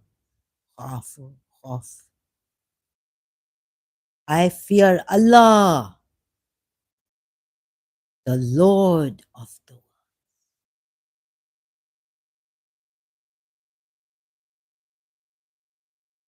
Now, if Allah is not telling the believers to fear Him, but to be mindful of Him, that's another story. But in this story, in this narrative, recite to them the truth of the story of the two sons of Adam. Behold, they each presented a sacrifice to Allah. Allah, it was accepted from one. Whose sacrifice was accepted? Allah accepted Habil's sacrifice. He can't be shaitan, right, in disguise. And he's also Adam's son. Allah doesn't say he's righteous or he's the. But Wikipedia says something like this, right? And so, okay, let me just finish this ayat, reading out this ayat. Presented a sacrifice, it was accepted from one, but not from the other. Said the latter, be sure I will slay thee. Out of jealousy, Allah, I don't know why Allah accepted one said, and there are reasons they give. Anyways, does Allah give reasons? Said the latter, be sure I will slay thee. Surely said the former, Allah doth accept of the sacrifice of those who are righteous. Yes, yes. So it is muttaqeen, right? He is the muttaqeen. He should be mindful of Allah. He should not say that I fear Allah. If you say that, only shaitan can say this.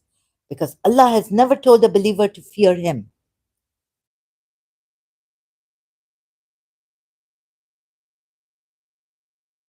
What does Habil say?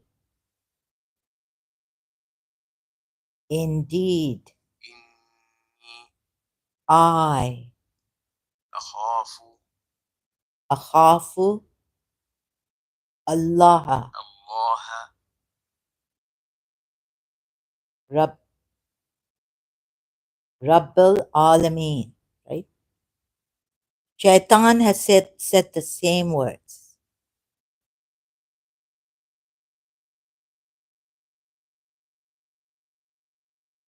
Also,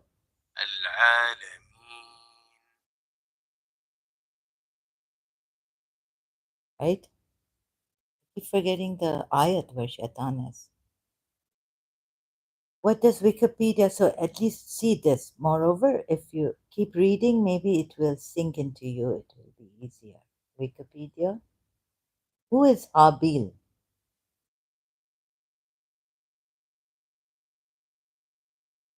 Huh?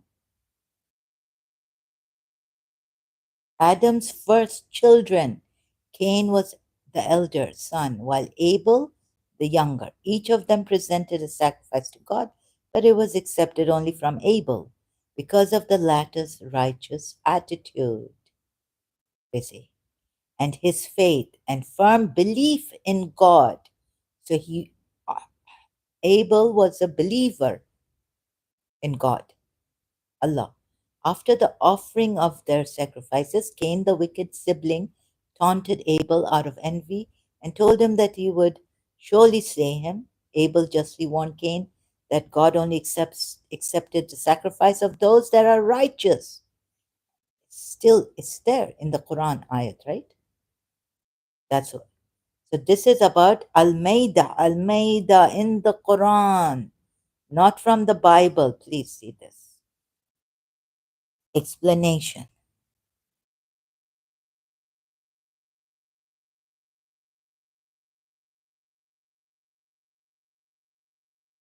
And he was of the believers, right? In the Quran ayat too. And just stress upon this Wikipedia as.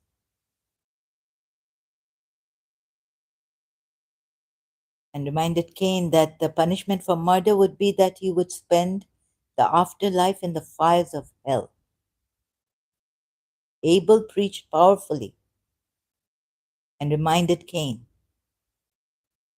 Sorry, I'm not able to read properly here in order.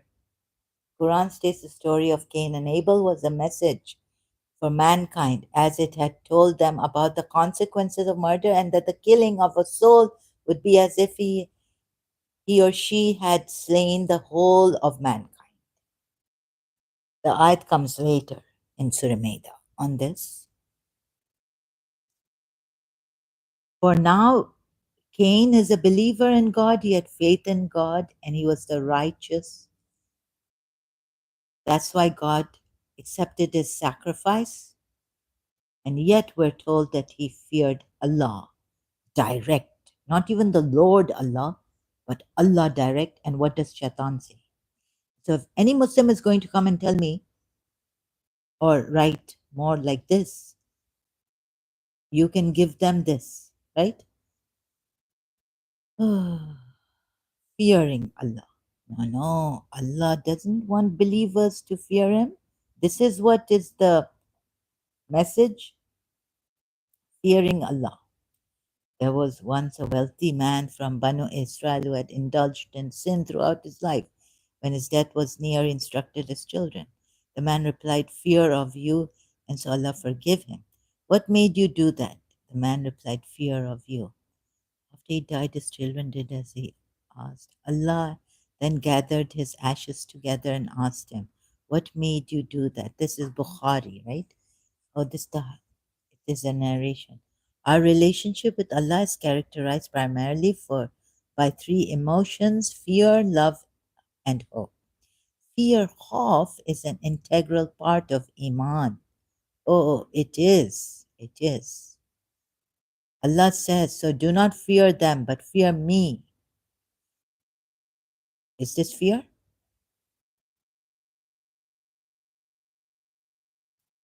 Oh, this is another, sorry, this is from Connecting to the Creator. Oops, this is another article. They're saying, no, no, Allah says, fear me. This article says what I see, what I've shown you. But that other article, usage of fear by Amatullah. See the difference. It seems like Amatullah, let me recheck and recheck. A few days ago, we had a weekly tafsir of Juz Amma class with the brother Noman at the masjid, and he briefly covered some different words used for fear in the Quran.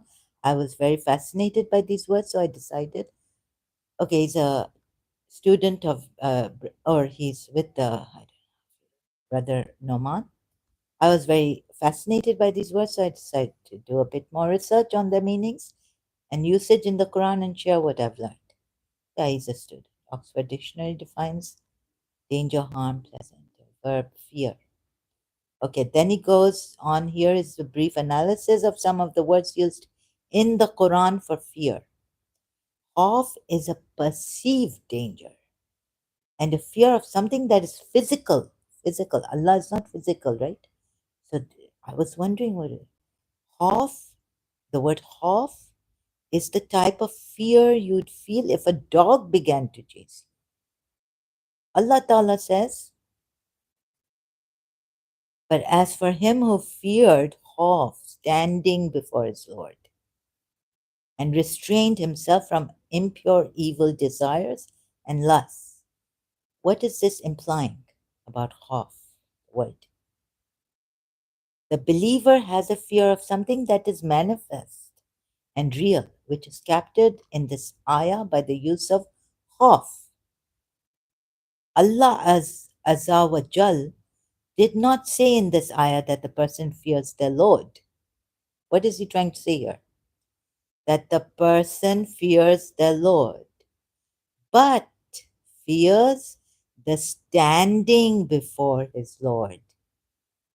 And as a result of this fear, he protected himself from lusts and desires. Now look at where I came from, because I couldn't find an ayat that says believers fear, khawf, with not muttaq, not ittaqu. So I was like, okay, he's telling me that believers should not fear. Khawf should not be in believers for Allah or the Lord Allah, right? On the other hand, Allah says about the disbelievers, they do not fear the hereafter. Surah 74, ayat 53. In another ayah, Allah describes his blessings, but Shaitan, who's a disbeliever, chief of disbelievers, as Tawud, has said that he fears Allah, of Allah. What? So this also, or Surah 106, ayat 4. He who has fed them against hunger and has made them safe from fear. Right? Now, while most of the tribes of Arabia worried about being invaded or of a war, Allah Ta'ala protected the Quraysh from this danger and granted them safety in Makkah. Does this mean, I'm sorry, I'm asking you, does this, is he trying to say that believers do not fear Allah, direct fear of Allah? Allah has never told them to fear Allah. We see Habil saying, I fear Allah, the Lord of all the worlds. Seems like he's saying this. Then he goes to another fear, Khashya. Khashya, sorry, Khashya. Khashya is a fear as a result of knowledge and leads to action. It is when you know the greatness and magnitude of what you fear, and as a result have an awe and reverence of it. Allah Ta'ala tells the Prophet, right? You can only warn him who follows the reminder and fears the most merciful unseen. Okay, here I didn't read this. I could have given you this. Sorry, it was my mistake. Now, what is the Rahman unseen? Allah Ta'ala describes the one who will benefit from the Quran. He has khashya of Ar-Rahman. Okay, so he does have the khashya, but this you would turn into some. No. Let me not. The most merciful is the height of true fear of Allah. Fear Al-Jabbar, the compeller, and Al-Aziz, but to fear Ar-Rahman, the most merciful, is the height of true fear of Allah. It is. Yeah, so Allah is instilling true fear of Allah on the believers too, right? And have an awe of Him when they are. So, okay, maybe I got, sorry, I got Amantallah, maybe I got you wrong here in tayyabat.wordpress.com. So, I apologize. Yes, fear.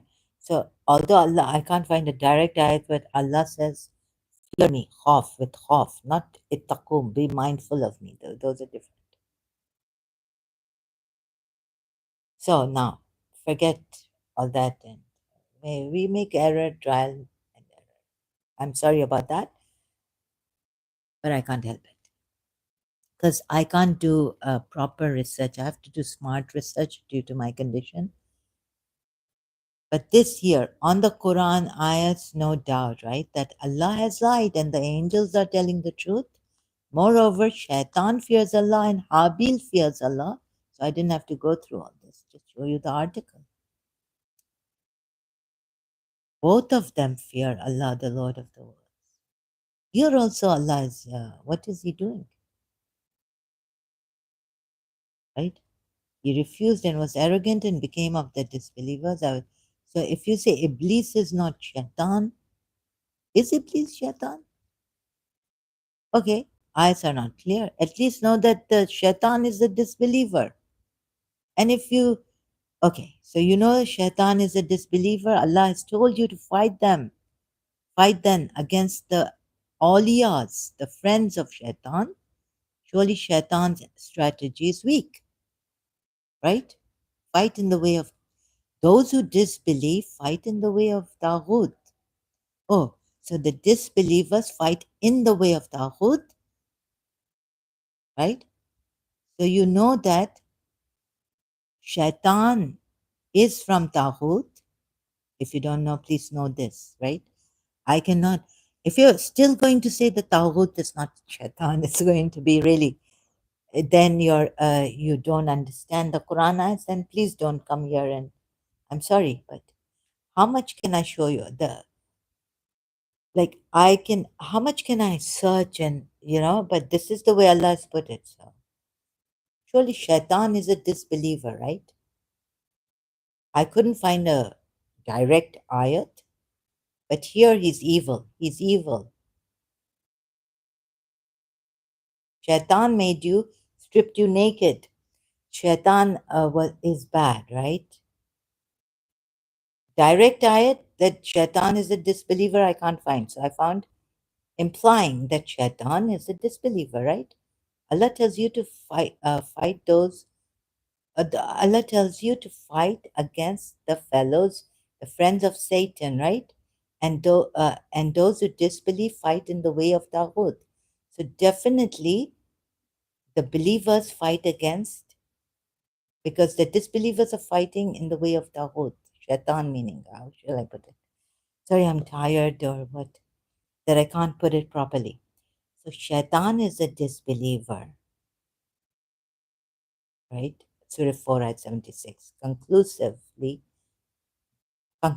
drawn, right? Conclusion drawn. Then Surah 59 ayat 16. There are contradictions between Surah. This is what I'm trying to show you. See, but if the Muslims are going to say, Shaitan says, I'm quit of you because you have disbelieved. Okay, I'm done with you. You have disbelieved. My work is done with you. No, no, no. This, and there's a full stop here. No, this is not why a shaitan is saying, I am quit of you. It's on the point of disbelief. When he disbelieves, shaitan then says, I'm quit of you. Yes, I could be wrong here. Okay. You could say that shaitan says, I'm done with you. No, then why does shaitan moreover say, verily I fear Allah, the Lord of the universe? Who is the one who's not going to fear Allah? The disbeliever won't, right? Wouldn't that, if you work this ayat out, can you see that shaitan actually comes in as is a believer? Shaitan is proven from this ayat, Surah 59, ayat 16, to be a believer. Moreover, he fears Allah, the Lord of the universe. And the same thing, the way this part of the ayat is put for Habil, who is the righteous of Allah, righteous servant of Allah. His sacrifice was accepted by Allah. That's why he believed in Allah. So if you're going to bring this about this part of the ayat, Surah 59, ayat 16, Shaitan, meaning of this is that Shaitan says, I'm quit of you because my mission is complete on you. Not that Shaitan is a believer and not a disbeliever. Examine it closely, take Habil's ayat on this. But when he disbelieves, it says, I'm quit of you. Take Habil's, Surah 5, ayat 28. Even if you stretch forth your hand against me to kill, I will not stretch forth my hand to kill you. Who is Habil? Righteous servant. Surely I fear Allah, the Lord of the entire universe. This is Habil now saying in Surah Maida 28, right? Inni akhafu Allah Rabbal Alameen. Then back to Shaitan. Surah 59 at 16. Inni akhafu Allah Rabbal Alameen. What is it saying to you about Shaitan? Taking Surah 5 ayat 28, this part.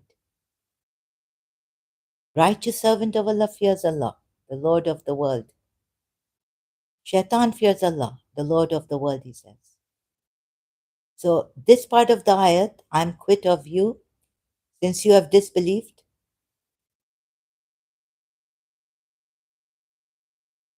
Yes, Shaitan made him, the parable is that of Satan. When Satan says to man, he says to man, meaning Satan, Shaitan says to man, disbelieve. But when he disbelieves, Shaitan says, he says, I'm quit of you. Why is he quit of him? Not because his mission has ended.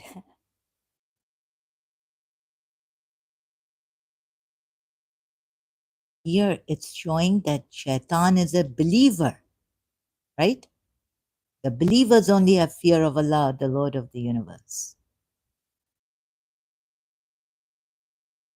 Shaitan says, verily I fear Allah, the Lord of the universe.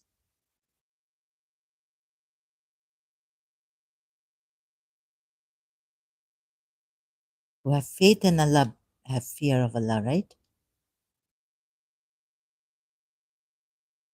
So if any Muslim is going to think that this part, I'm quit of you, it's just that his mission is complete. But look at this part also. Then combine this with this, I'm quit of you. What does he mean, I'm quit of you? By saying, verily I fear Allah. If he had said, I'm finished with you, I have won, right? He doesn't say that. I've gained victory over you. Okay, I've gained another victory. You disbelieved. No, no, Shaitan is saying, I'm quit of you. Verily I fear Allah, the Lord of the universe. Like a righteous servant of Allah would say. Like Habil said in Surah Maida 28. in the end. Surely I fear Allah, the Lord of the entire universe.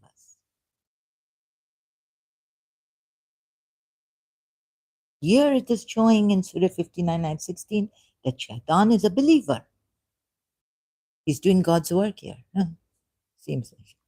But that Shaitan is a believer and he fears Allah, moreover, the Lord of the universe. He accepts Allah as the Lord of the universe also, the entire universe. Rabbul Alameen. Same way, in English translation, Maududi here has put the Lord of the entire universe, whereas Maududi didn't put here the Lord of the entire universe. But in Arabic, Inni akhafu Allah Rabbul Alameen.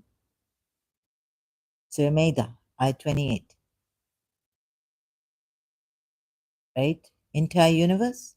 Inni akhafu Allah Rabbul Alameen. Maududi puts entire universe here, not entire universe, the same Arabic phrase in Surah 59 and 16. Verily, I fear Allah, the Lord of the universe. Maududi's translation. So, Shaitan is a believer who fears Allah or a righteous servant of Allah. In this ayat, it is showing and working out who are the righteous servants who say this. Abil said it in Surah Maida 28. Surely I fear Allah, the Lord of the entire.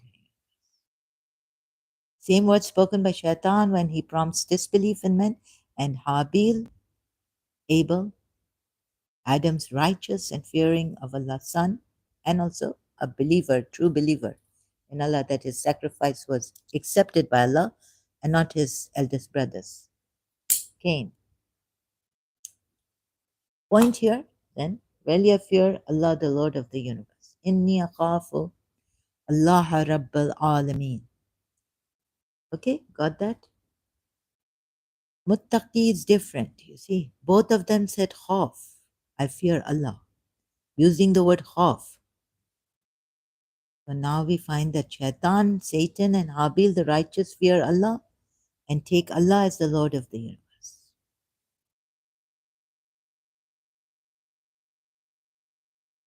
What a thing this is. 25. Baghi. You could have said right or proper. Allah could have said put here Baghi, but he definitely means now that in Surah 2, ayat 31, that the angels are liars, moreover. And we've now proven that Allah is a liar and angels were telling the truth. That men, they will cause corruption, right? You would say the caliph, but his son, Habil, who was the caliph after Adam, right? Should have been, and if Allah should be consistent in the Quran that after Adam, his son, right? Those things are given in Allama Majlisi's Genesis. Adam's son, Seth, and this. But the first ones fought, one spilled blood, then regretted, okay, but blood was spilled, causing corruption from this caliph, his sons. Who was right? Please tell me. From the son of a caliph, the first caliph, right? First caliph. Were the angels right? But Allah is more. Now they tell us, the Shias, that please, for what they tell us that in the, because Rasulullah, even Adam had to pray, and even maybe even they'll, let me not go that far. Okay, Qabil regretted, Cain regretted killing his brother. Later, we in the Quran ayat tells us, right? And so we're supposed to have sabr, like we're supposed to be with Allah's created all this because of the names He gave to Adam. These names are important. Shia belief, and these are light beings. and all this goes on. Then we go to the Shia side. But before we go there and about the future and who will save us and who will forgive us, and whose sake Allah will forgive us, and for whose sake Allah created this universe. So we supposed to know that and be consoled.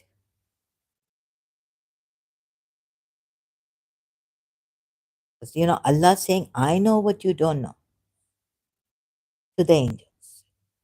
How the Shias have come on this side, making it, but were the angels right or wrong? Technically, see, no, no. But Allah, you would say Allah jumps, Allah, no, no. Allah says, if the names you don't know, the names I've given, either you've hidden it or you don't know or what. So this is most important. This, not that will you place upon it how the Shias will come. They said, angels said, will you place upon it one who causes corruption therein and sheds blood while we exalt you with praise and declare your perfection? Now, Shias, tell me, what will you say? But Allah doesn't say they are wrong. Allah says, no, He says, and He taught, no, no. Oh, I know how the Shias will explain. Shia belief, Prophet Muhammad and the Imams, that all this will be okay. Forget this. You have the names. Moreover, they were sent down. So important. Now, look at it technically, right? Said, inform me of the names of these if you are truthful. So, on this, they didn't know the names of these. Not on this. Of course, they're going to cause corruption and shed blood. Adam won't do it, but his first sons did it. His first son did it. Yet, what are we to do? Shias will say, these are the consolation names of Allah. If you are truthful. So only the truthful can know the names of these. Even angels don't know. Ignorant of these names. How important are these?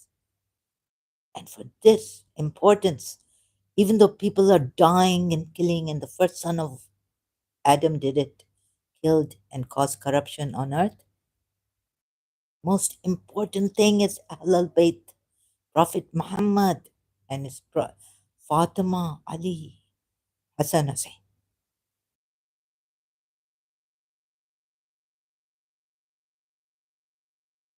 And in that also I showed you, Shias, what use of this when in your multilingual Quran, right? What did I show you? Angels are obedient beings under Surah 2 I 31 Shia commentary now. There is no becoming change in the angelic sphere. Each of them has a fixed status to carry out a particular function.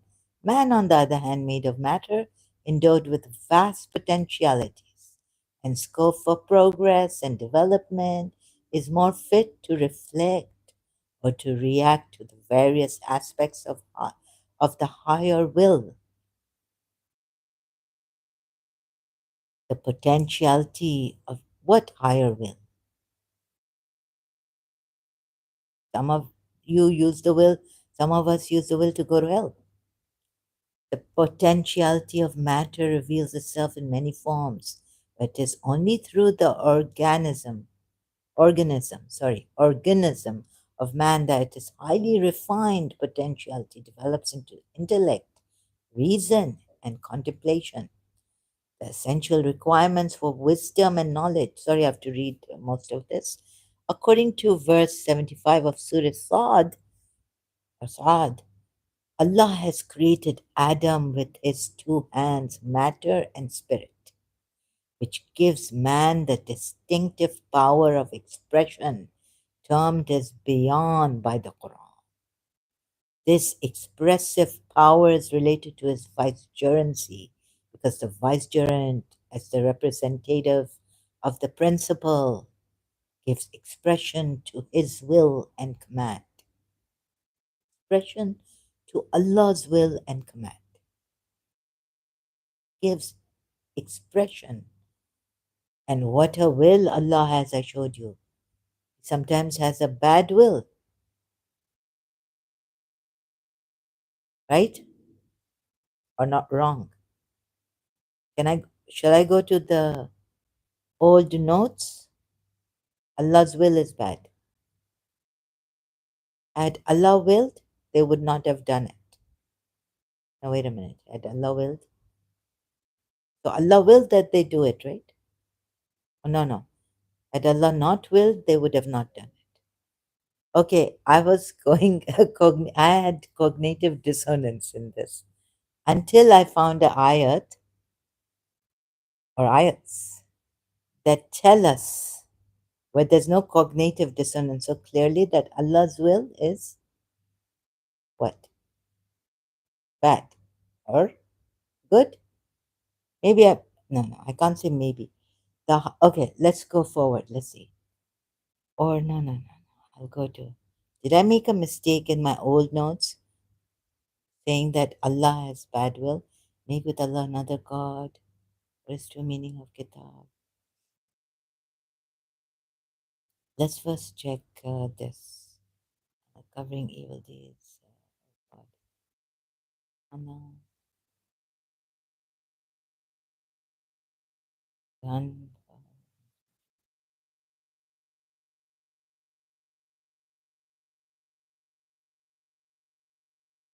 Allah's will versus His words. Surah 32 at 13. If it had been our will, we could certainly have given every soul its true guidance. So He withheld His will here. If it had been our will, He's withholding His will, limiting His will. We could have. Is it will? Let me see the Sheena. I don't know. Wallah. Sheena.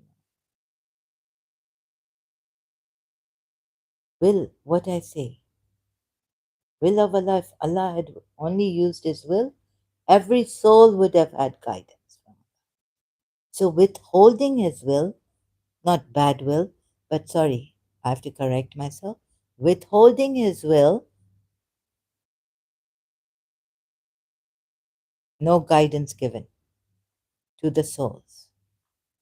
And against His words, my words have come true. I shall be sure, surely fill hell with jinn and men together. Abdul Halim. My translation also, surely. Or Sahih International. I will surely fill hell with jinn and people altogether. Why the word of Allah is going ahead and the will has been, His will is withheld, right? Then yes, here it is, bad side of Allah's will. Had Allah willed, He would indeed have imposed on you exacting conditions. If Allah had wished, He could have put you into difficulties.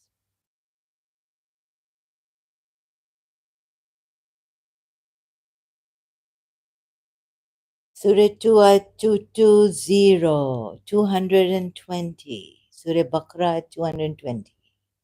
Shah, this is the will, right? Had Allah willed or wished, Yusuf Ali says wished. Now, can Allah have a wish? Who's going? If you wish, what do you're wishing upon something, yeah, right? You're wishing upon a star, follower. You wish. You wish to. I wish that I could do this, but it's not. Allah can do everything, right? He says, and it is. What if Allah intends and commands? Just What wishing? Wishing doesn't take an immediate, you have to wish it and then what? His wish also takes an immediate, but you should not put wish for in English, because wish would be that you are wishing something for something which you don't have the power to bring about, right? It's like hope, hoping. You can't say Allah hopes for this and Allah hopes for that. Therefore, you cannot put the word English word wish here. It's will. Had Allah willed, He would indeed have imposed on you exacting conditions, meaning difficulties.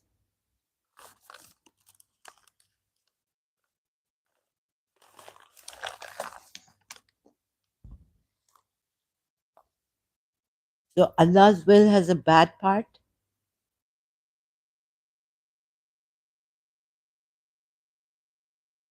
and I could go on. Or here I may have some cognitive, Surah 10 and 16 in this. Say, if Allah had willed, I would not have recited it to you, nor would He have made it known to you.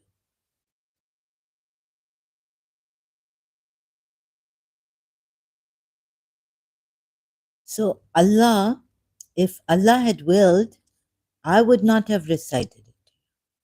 Then will you? For I had remained among you a lifetime before it. Then will you not reason? I would not have recited it to you. Think about this, Surah 10, ayah 16. If I had willed, they would not have. Allah didn't will that this be recited to you, right?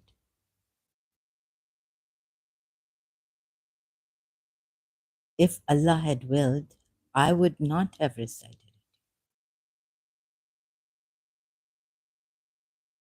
nor would He have made it known to you. Or because, but I had remained among you a lifetime before it. So they put it in this way that, the Prophet would say that, this ayat would mean that before having, unless having remained among you for a lifetime, then that Allah willed that I recite it to you and make it known to you. This is what this ayat means, Surah 10, ayat 16.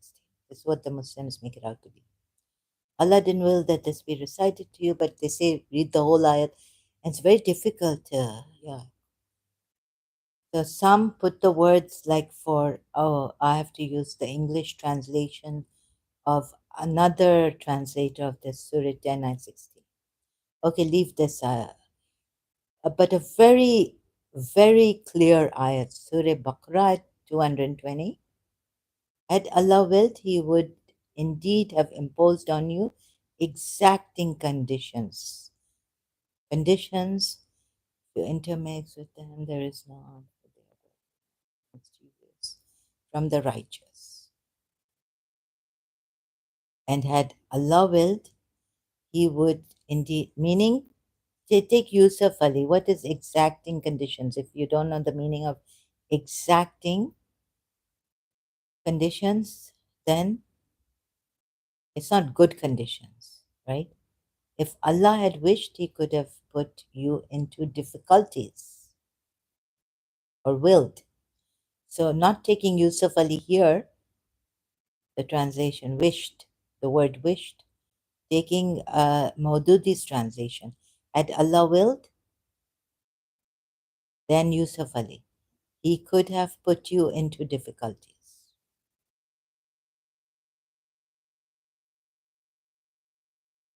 So here, if Allah had willed, you would have been in difficulties, put in difficulties. But that's the bad side of Allah's will. Surah 2, 220 proves it, right? Now, let's go there. So now what are they doing? the Shia commentary, these Khalifas, no, the human beings, it gives expression to His will, Allah's will, His vicegerency, His Khilafat.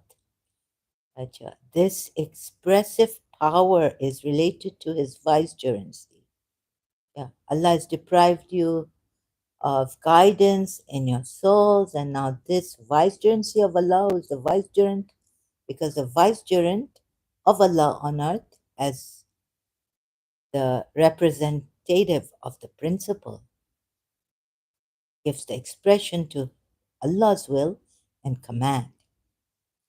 The higher the ability of recipiency and the reflective power, the greater will be the scope and canvas of representation. It is only this basis that all the messengers and prophets of Allah will be standing under the standard of the Holy Prophet, which will be in the hand of Ali on the day of resurrection. How high, Aleen they are. The names Adam learned from Allah were not in the knowledge of the angels because these names did not refer to the phenomena. Okay, they were not in the knowledge, so they were not even hiding it. No, they are not, okay, phenomena known to them. These names did not refer to the phenomena known to them. The hum of Ara, the hum of Ara, the hum, or does not refer to the names, but to the named, and as a plural term cannot be used for Allah. Therefore, it cancels the possibility of interpreting these names as the names of Allah, the attributes of Allah, or the names of Allah. Right? That's what the Shia belief is. Point out the named ones. Moreover, they explain how this so the named as plural term cannot be used for Allah, therefore it cancels the possibility of interpreting these names as the names of Allah when reference is made in Arabic to several objects of inanimate nature, singular feminine pronoun is used, but when the objects are conscious beings, a plural masculine pronoun is used, as done here through aradahum, to point out that the named ones are, if the object referred to is inanimate, singular, feminine, what tilqa, this they know very well. They're trying to explaining. Look how well they know this. Perfect, precisely. Here, the personal demonstrative pronoun refers to the conscious beings of a superior moral status, knowledge of whose names entitled Adam, knowledge of whose names entitled gave the entitlement to Adam to the vicegerency of Allah. They are above Adam, Prophet Muhammad, Ali, Fatima, Hassan, Hussein. Thus, the existence of the beings of the highest status has been established. Due to the affinity, and this is what they're waiting for, we were waiting for. After Adam came many prophets, and then the Holy Prophet and his progeny. And these highest beings, Aleen, when he tells Shaitan, are you of the Aleen? You are arrogant. Are you arrogant? Or are you of the Aleen? He was capable to function. So these highest beings, Aleen, he was Adam. Due to the affinity between Adam and these highest beings, that Adam was capable to function as the medium of their manifestation. Verse 4 of Al-Tin says the status of man in order of creation is the highest in excellence. The Aleen, the highest beings referred to in this verse, are the most perfect and most blessed human beings for whose manifestation in the ark of ascent Adam was chosen first. Till then, the names of the highest beings, along with the insight and vision of their realities, their latent qualities and inherent endowments, were unknown to the angels. Right? They said, "Glory be to thee, we have no knowledge but that which are." So they are so high. He said, "O Adam, inform them of their names." Then, when he had informed them of their names, he said, "Did I not say to you that I surely know what is ghaib, what is unseen in the heavens and the earth, and that I know what you manifest and what you hide?" Surah Baqarah 33. Through Adam, the angels became acquainted with the glory of the glorious beings. When Adam, at the command of Allah, stated the names, qualities, and symbols of those highest beings whose collective and comprehensive status can be termed as wisdom personified, as person, wisdom becoming a person. The angels witnessed the glory of the infinite power and wisdom of the Lord that could create such perfect beings of the highest caliber. And it can't be all human beings, can't even be an angel. In substance as well as in style, like what credit have they earned if they come here, right? Just here to guide us? And they better make sure that they guide us properly. But what credit then have they earned?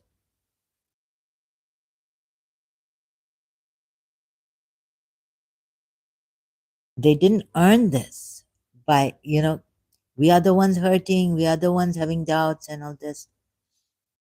They should breathe in us belief of Allah, since they are of such high status, right? And save all the people from going to hell. They should go out of the way.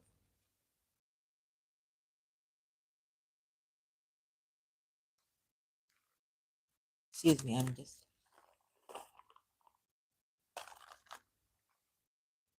So, this.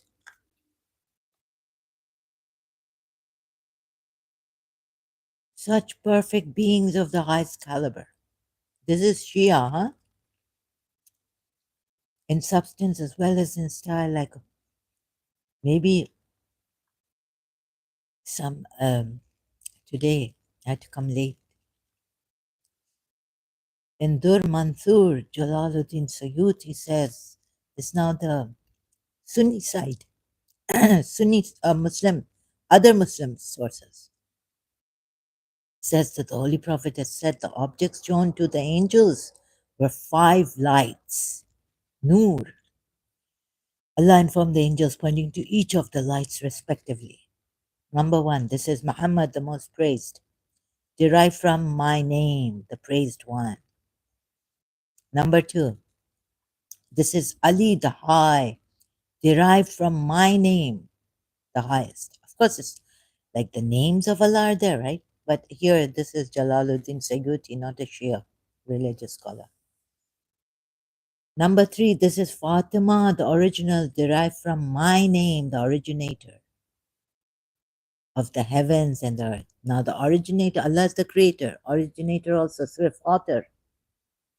That's why the Sufis say that Fatima is the creatrix, feminine creatrix, originator of the heavens and earth. She comes at Allah's position, right? As the originator, Surah Fatir is on this, the originator. Same level as Allah, Fatima comes.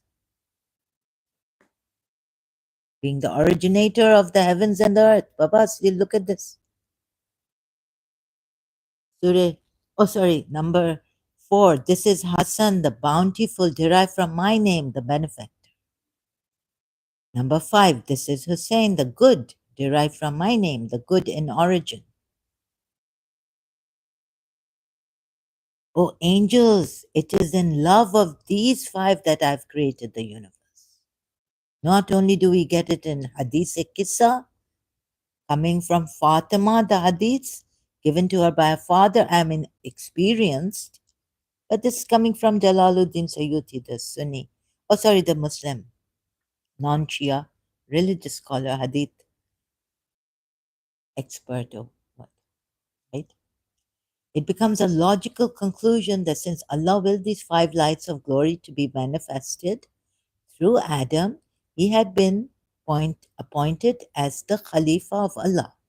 And through these lights, Allah's light has been destined to be manifested. So are you thinking that I'm jealous or no, no? I had to go against this to find out, right? Neutral, just a neutral research. Sorry, I went against my own heart. Because we're supposed to love them as Shias, right? So, so as Allah is aware of all the unseen in the universe, He knew that the angels secretly thought themselves more deserving than Adam to be chosen as Allah's Khalif. As Allah is aware of all the unseen in the universe, He knew that the angels secretly thought themselves more deserving than Adam. Yeah, this they were secret. That's why Allah says it in the next ayat, right? What you have hidden. No, in this ayat, sorry, in this ayat, Surah 2, ayat 33. I know what you manifest and what you hide. So, what the angels were actually hiding, we can find out from the Shia side here. They were hiding, they were secretly wanting to be the ones, right, to be chosen as Allah's Khalifa, they more deserving than Adam. Secret. What is this? Look at this. Angels are put down secretly. Everyone was jealous. Even Adam became jealous, of the light, envious of these five. That's why he rushed to the tree to get, not because it's only Satan seducing him, but he realized, oh, God knows that they're Shia side or what. Be chosen as Allah's Khalifa. See, I don't care for this. If this is the truth, I will embrace it. You see how many contradictions I've found, even in Shia tafsirs. And would this be right to do this? This is what I was saying, not out of jealousy or what, or envy, just that it would, couldn't he, like if he could, like I said, light, they were light form, right? As the Shia say. Angels were made of light, as the Shia say.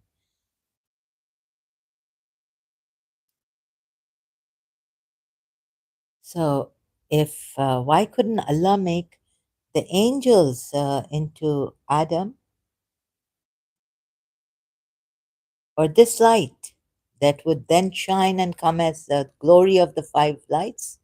After seeing the glory of the five lights, the angels, even endowed in the seed of Adam, they accepted their ignorance and submitted to Allah's decision. Allah's, oh my goodness.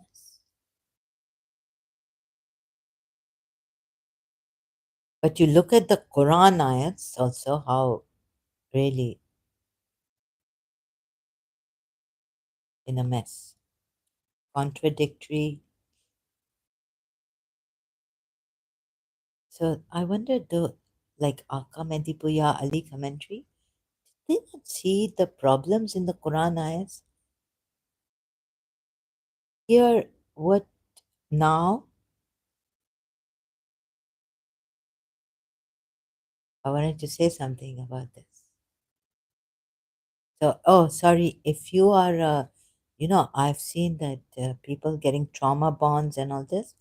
So, if you have cried a lot for Hussein and loved him dearly, dearly to death, or if you like, you can't live without Imam Hussein, right? Then it will be very difficult to show you.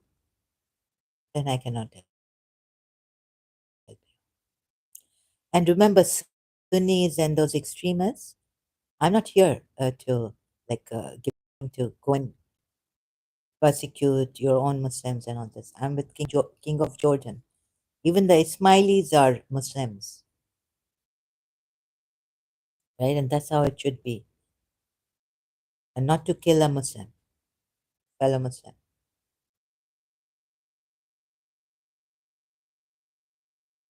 and live in him. Sorry. Surah 2, ayat 34, when he said to the angels, make obeisance, that's when. Okay, so this is finished about the five lights, the light beings. Ali, I'm telling you, Muhammad, Ali, Fatima, Hassan, Hussein, right? And here, Sayyuti has written, this is Muhammad, the from the source, Islamic source we have another, other than Shia Islam. Muhammad, Ali, Fatima, Hassan, Hussein.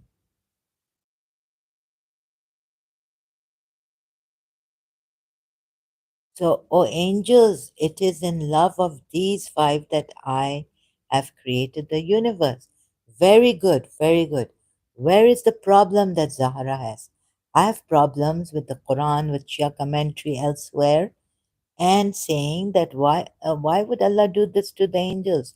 If there was light and angels are created by light or not, then why couldn't Allah just take this light and create, right?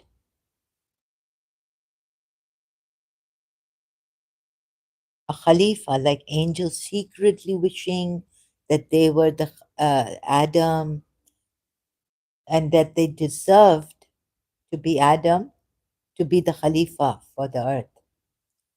Allah could send down angels too, right? As human, becoming human beings. Allah can do everything. To understand this verse of now, here the angels have been put down. You see this? Allah's angels. And angels, where did I read from the Shia? Angels is an energy. Yeah, here it must be. Angels, according to the Quran, are finite creatures devoid of substance and sense of matter, therefore imperceptible by our senses. An Ahmadi commentator described the angels as an energy without any freedom of will and consciousness, which proves untrue. In view of the reply the angels gave to Allah's declaration about His will to send a Khalifa on earth, it means that the angels have been endowed with freedom of will to give expression to their views whenever they choose to do so, and that they are liable to error, because Allah told them that they did not know what Allah knew when they made known their opinion. In whatever manner created and wherever found, the angels, finite creatures of light. Now, this is not the Ahmadi, right? Now, this is a separate paragraph from Ali. Puya Ali commentary. Puya, they say it's Puya. Puya says, our comedy Puya says. Maybe for Ali, they don't say Ali says this. So Ali is another, was, right?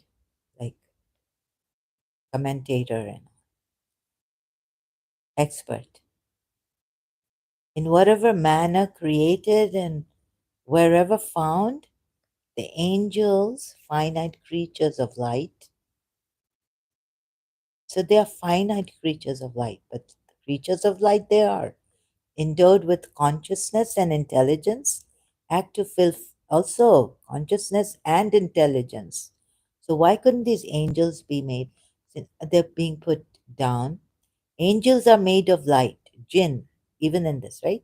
So now the Shia tafsir is jinn are also conscious beings. Angels are made of light, therefore, on account of their illuminating, gracious nature, only good comes out from them. Now, you see where the only good comes out of them?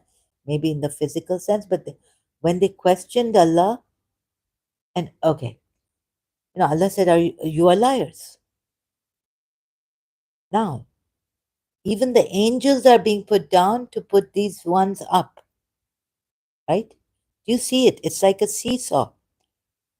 Khalifa, literal meaning of khalaf is to come after, and all this, right? Now, Allah sent a Khalifatullah, the representative of Allah, delegates his authority, Khalifa.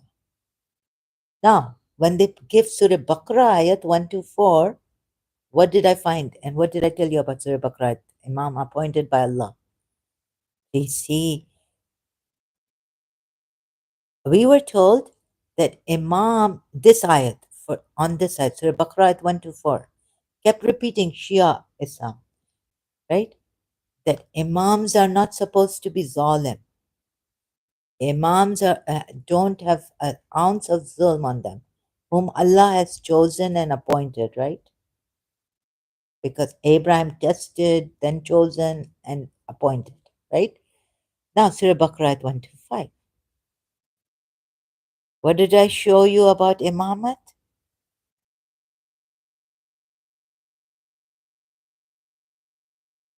Bad Imams Allah made. Surah Qasas, Surah 28, ayat 41. And we made them leaders who invite people to the fire. Now, on Ja'alna, it's the same as Ja'al in that Surah Ja'al. Ja'al uh, made, Allah appointed or Allah made. And when, okay, if you say it's not the same as Allah appointed in Surah Baqarah ayat 1 to 4, then see this. Ja'alna, Allah made. And then I showed you another ayat, Surah 28, 41. Okay, let's read. Allah made leaders, imam, imams in plural, who invite people to the fire. But Allah made Ja'alna, right?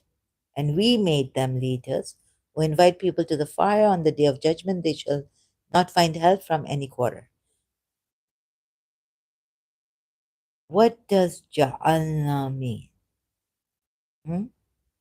Yes, there were good imams, and we appointed from among them leaders, right? Ja'alna, some in English say appointed, Yusuf Ali for Surah 32 at 24.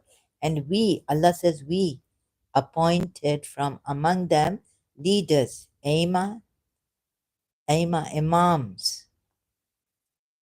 giving guidance under our command, so long as they persevered with patience. So long as they persevered with patience, and if they stopped persevering with patience and continued to, if they stopped continuing to have faith in our signs, they should be, what do you call that? Removed from imamat by Allah, right? Allah made creator appointed good imams to guide by Allah's command. I understand that. And the imams here, and some Shia coming here and saying about this ayat that they chose. What is like this? Please see this. We may first look at Ja'alna, right? Imam, if Allah, so on the word Ja'alna, let me show you. Not Imamat. How many? So Allah has made good Imams, Allah has made bad Imams. Made. And what is on made? Where's the made? Surah 6, Ayat 1. All praise is due to Allah who created the heavens and the earth and made the darkness and the light.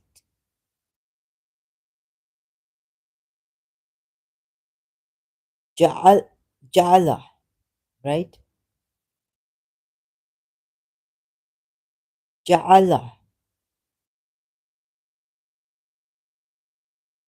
And for good imams also, Ja'alna, like for bad imams, Ja'alna.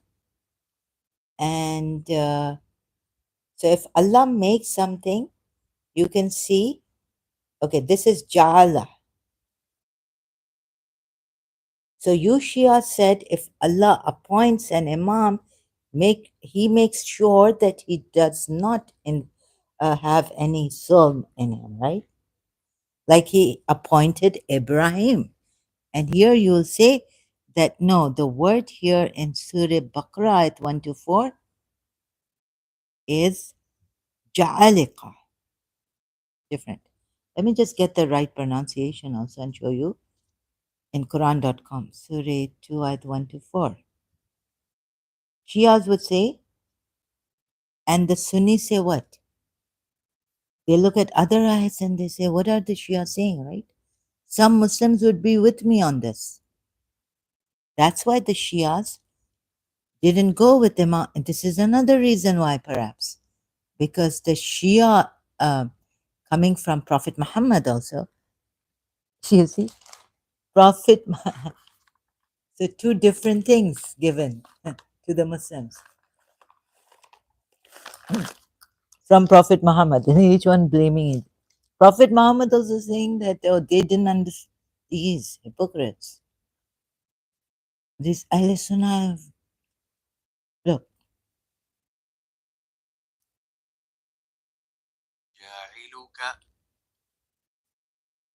you know why this is not Ja'alna or Ja'alna?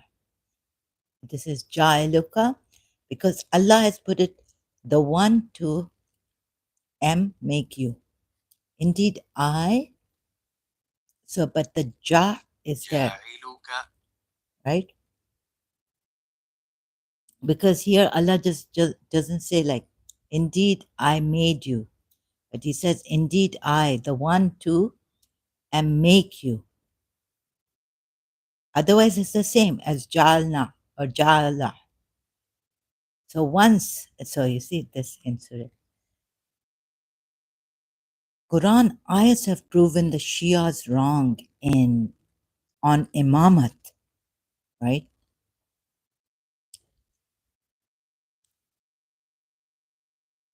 At least in this case, see, Shias, I saw it myself. I worked it out. So not that the Sunnis are right. The whole Islam is finished. They're all wrong. All of you are wrong.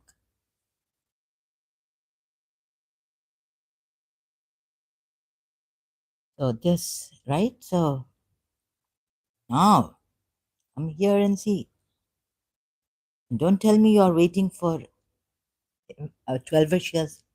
I'm waiting. And Ismail is saying we follow our Imam, but this is not Kitab, is this and that. This also I showed you from the Ismaili side. All of you are wrong. I may adore the Ismaili Imam, His Highness Aga Khan the Fourth, but why don't I have this cognitive dissonance? Oh, you see, I was reincarnated and maybe in what I could have cognitive dissonance and trauma bonding. Maybe Sayyids, it will be very hard for Shia Sayyids to leave this religion because you have a trauma bonding, and these were covert narcissists or narcissists or hidden, like they made these scriptures and telling you that Allah has inspired them. They may have inspired by shaitan or the mind being very intelligent, but the mind being very intelligent and bringing poetic things, books, doesn't mean that person is good, right? Just buying a book and reading it, we could be sinning. Someone could have written an excellent bestseller, could be a criminal, could be not a, it could be a sinner, not a good person. However, disbelievers are, whether they do good deeds also, they will turn out to be. Their good deeds are useless. All this going on in this religion didn't make sense to me, right? And there's proof from the Quran that the Shias are wrong in some ways. You've got wrong information from Prophet Muhammad. You have been deceived. Quran, even the Ismailis. I tell you, I like, okay, I didn't go to the troubling them on the websites, questioning them, but I didn't, like, invited, I've invited Ismailis like this, Salim Lalani has. Yeah. So, all for like on the sidelines. Please, see, I'm helping you. A very good Imam, a very good person, His Highness Aga Khan. I have nothing against him. I even fight for him on Facebook against Salim Lalani and all this if I can, like in words and good fight, good fight. That he's not a bad person. You can't say this. Why do you say this? He's not like that. But you see, the problem is that maybe because you have this you have this relation, progeny, you're from the progeny, it'll be very difficult because to know that if my principal, I was the mother, and coming back and some of my daughters did something, it would hurt me like killing me, the pain, right? Or that my husband was a smuggler, or killing, oh God, killing me like that, like very. And then I go back, mommy, to my principal and in attachment and all this. So you could take help from watching these videos. Sam Vaknin is there, Dr. Sam Vaknin on covert narcissists and how the trauma bonding. There's also Dr. Ramani, lots of this help for you. Please go through this and don't give us a problem because I really don't give others this problem, right? Now, even istafa, I showed the ayat that we came across. Surah Fatir ayat 32. The group of, among them are zalim. What is that? So now we've reached too far to say that, the ex-Muslims are wrong or we are being this or we are.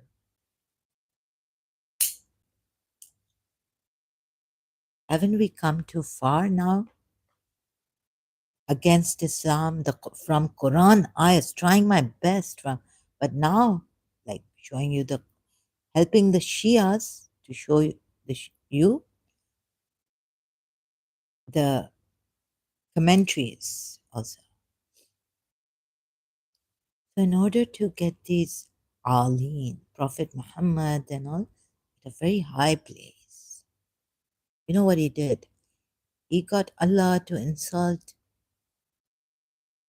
angels in a sense, but they have certain free will where they can uh, voice their views and opinions against Allah. That is like mind boggling. I mean, when I couldn't understand why Shaitan did this, Iblis did it. Now to know, examine these ayats, Surah, closely see. Well, how could the angels do this? See how this is his fake Allah, Prophet Muhammad. And whoever he's stolen this Prophet Muhammad is the main culprit in this. It's a fake Allah. And look how they've made Allah to insult the angels, giving them a certain free will, but they can't be disobedient to Allah in action. What a clever way, like now like you can analyze it now. Analyze it. The cunningness to put themselves up. What intelligence, I must tell you what intelligence. Like if I believe that Shaitan was an entity and that it wasn't the mind that can go to such a, I would say that this is satanic.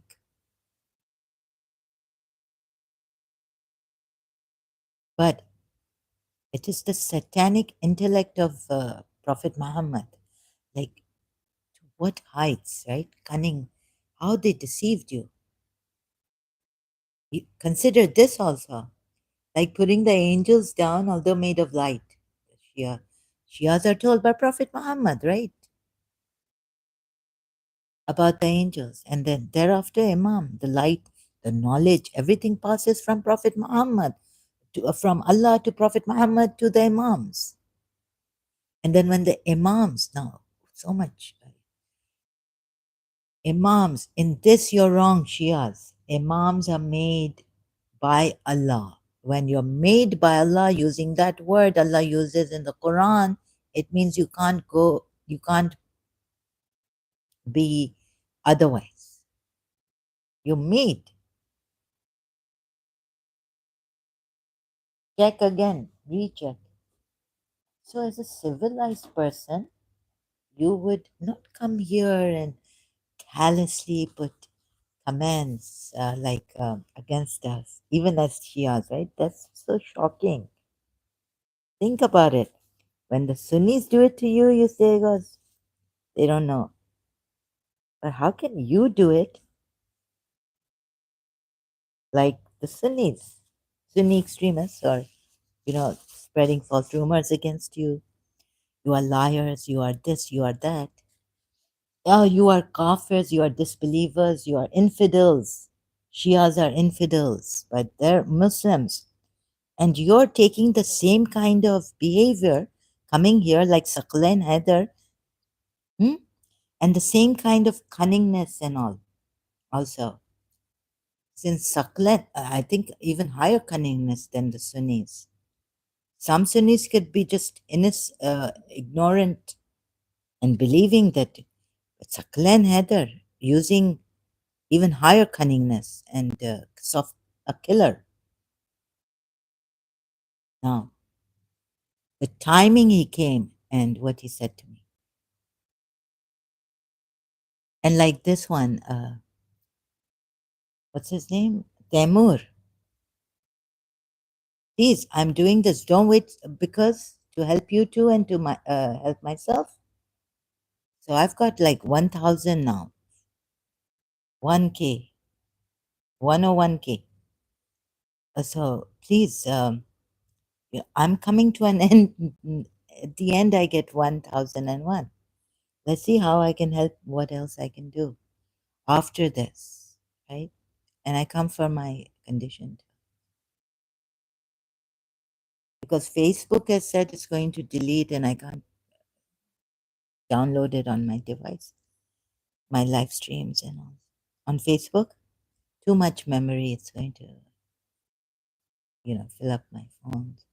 So I have to then download it from Facebook, then upload it here about my condition every day, my case. It really helps Facebook coming live. So when I'm not able to even get up to make tea, then a little bit of talking there, then I can, live streaming, then I can get up. But sometimes just say I'm in lots of pain recently, and then I finally did after some time get up. Was able to get up to have some herbal tea for my pain, body pain. It's excruciating. Anyhow, so not only like I come to help myself also, but I would love it to see that some of you are helped and not to waste your time on this. See how cunning now, how they turned it around. If as a Shia now, former Shia, I've seen it and have been in pain ever since. This is a double, triple thing on me. Religious crisis. You think this was easy for me? Even now, feeling so like so. And there was another thing. I had to get something fixed or checked. So tired, very tired, and changing my English is really another problem of same words meaning. You get it? Another problem on the same on the word of the Quran, Sadaq, right? And the meaning of it changing. And you see how to make Allah look good and be right. Thus. And did because I left a Christian Prince. Sometimes it's too painful for me. I laugh and laugh, but sometimes I just crack up. Right? It's very painful. The debates and all, even normal debates, are very painful. You cannot imagine how. And I can't breathe, and I'm listening, and I left Christian Prince on that debate that Allah has insulted, called the angels liars, Surah 2 ayat 31. I don't know. Maybe how he showed it. So this is my way of showing it. See, if Allah could have said, "You are baghi, you are rebelling against me." This is the style of the Quran, Surah 25, ayat 18. Glory be to you. It was not proper of us. Here, baghi means not right of us or not proper. It did not behove us to take. In another place, Baghi means rebellion and all this. Allah could have used this word. Why does He make the angels liars?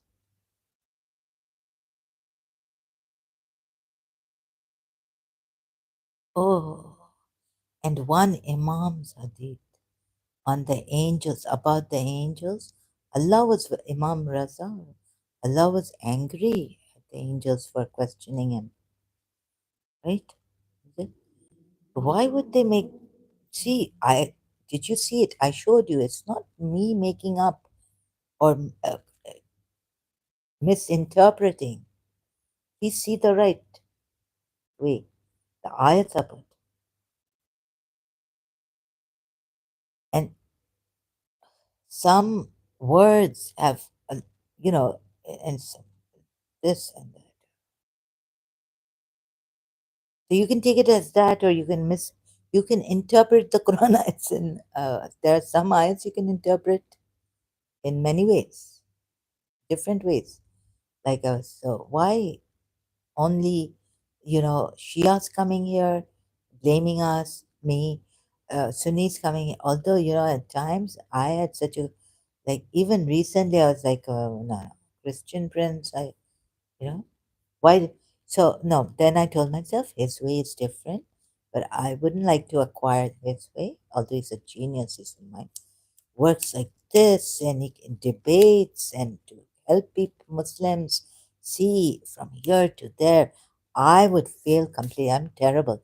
After some time, then I'll make a live stream against the Sakla and Heather and this. There and then I will not be able to show you, right? So I'm terrible at that. He's fantastic, genius.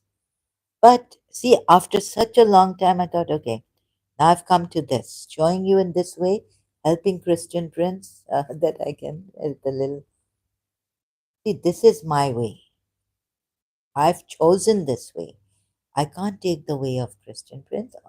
Even my condition, I can't. Even if I wanted to do a debate, I'm not eligible. First of all, another thing is many things. I'm not even eligible for an interview. Why I left Islam? So thank God, like it just came to me by some grace or some, that I did it this way. Now, after a long time, it was how many years, a year back, or how many months back, that I remember Christian Prince showing, maybe even like when I saw the live stream, or was I on the live stream live with Christian Prince and this Muslim saying that no, no, this on this Surah 2 ayat 31. Allah is not saying that the angels are liars. No, Christian Prince is right. However, he went and showed the Muslim in his way, and so maybe did he see the style of the Quran ayats, and Allah show that if you say anything against Allah, questioning Allah, are you allowed to do this, or you and on and sorry, human beings? Abraham did it when he didn't know who Allah was, right? But once Allah showed him and all this, then he cannot. Oh, then also he said, Allah from my heart. Oh, show me. He's like, show me. But on the knowledge of Allah, on this, how can the angels question Allah? Why would you object to Allah on that level also? And on this point, why would you? And it's not like Allah just telling us, narrating. It's like Allah, and Imam, I think, said that Allah's angry. Allah was angry at the angels on this.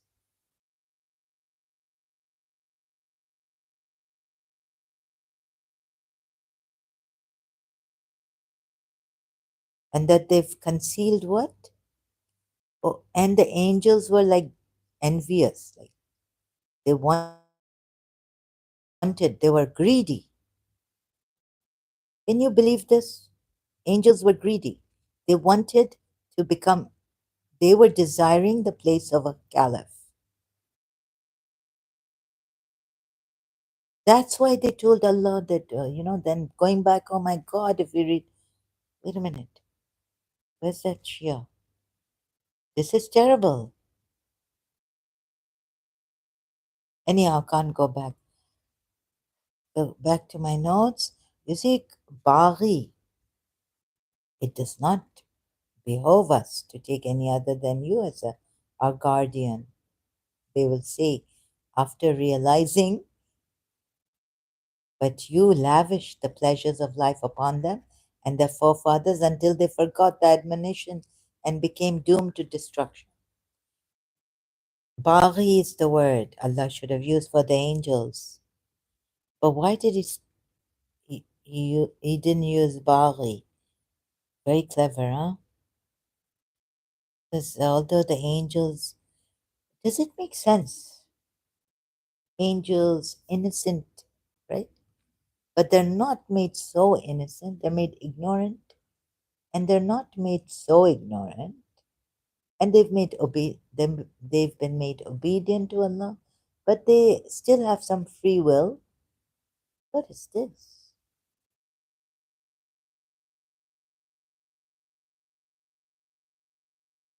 Oh, what do you call this? Like, can I tell you the word? This is great. What is the word for this? Say, Allah has told the truth.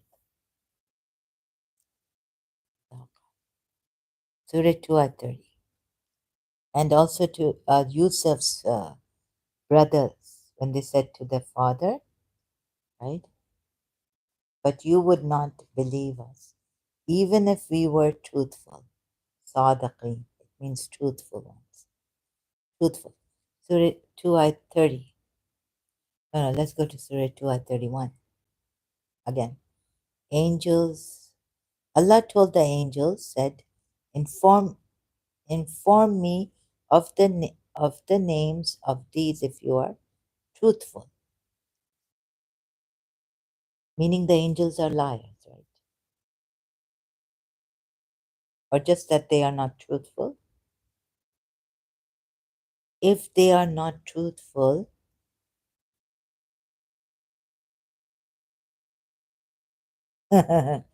Christian Prince must be laughing.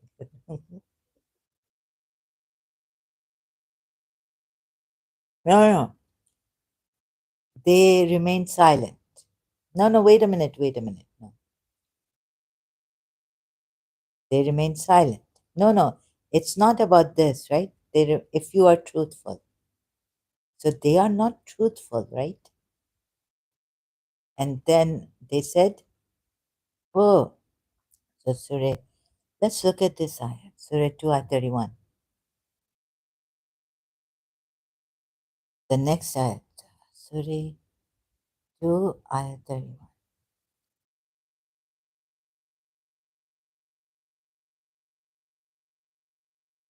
So has Allah, oh God, 31 and then 32. I just read out again. Inform me of the names of these if you are truthful. So you need to be truthful to inform Allah of the names of these, right? Otherwise, what are you? You are not truthful. Meaning, so the angels said, they said, glory be to you. No knowledge for us says, except what you have taught us. Indeed, again, you, the all are no, are the all-knowing and all-wise, right? They said, exalted are you, we have no knowledge. Now, why would Allah tell them if you are truthful when they are left ignorant? They have not been taught the names. Of course, this is a mockery. This is insulting, cunning. This is like a taunting way to tell them. Yusuf Ali puts right here if you are right.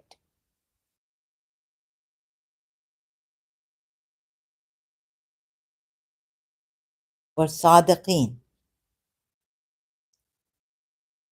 If you are right about what?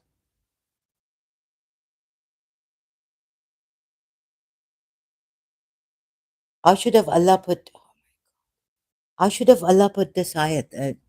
How should have Allah put it to the angels? Huh?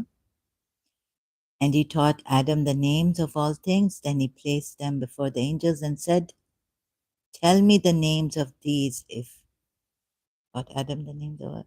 Then he placed them before the angels. In what form we don't know. Not they couldn't read, angels couldn't. Okay, before the angel. And said, tell me the names of these if you are truthful. If you are right. Right about what?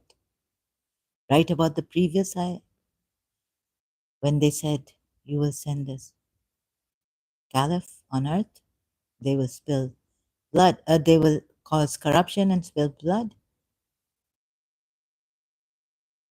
right? So tell me the names of these if you are right.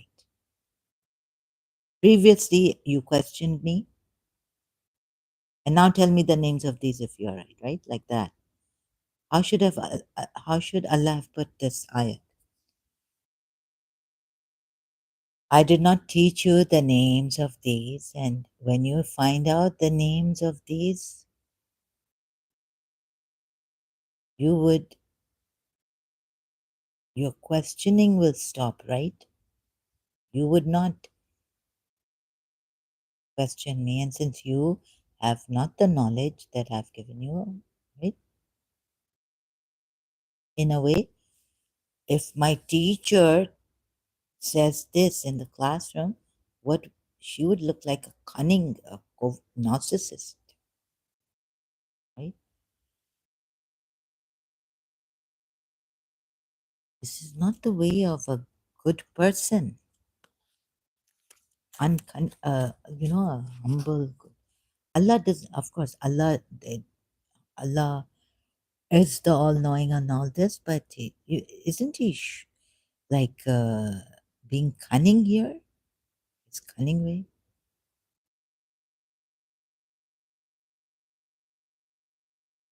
Inform me of the names of these if you are truthful.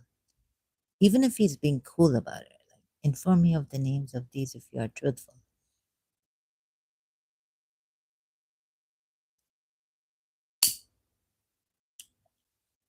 No, no, this thing is not right. Putting it this way to the angels is not right. By Allah, all knowing. This is a cunning way, can't you? So, no, no. You may see if you adopt this. No, no, you can't, but your Allah adopt. Let's say you adopt this way, right? Wouldn't it be cunning?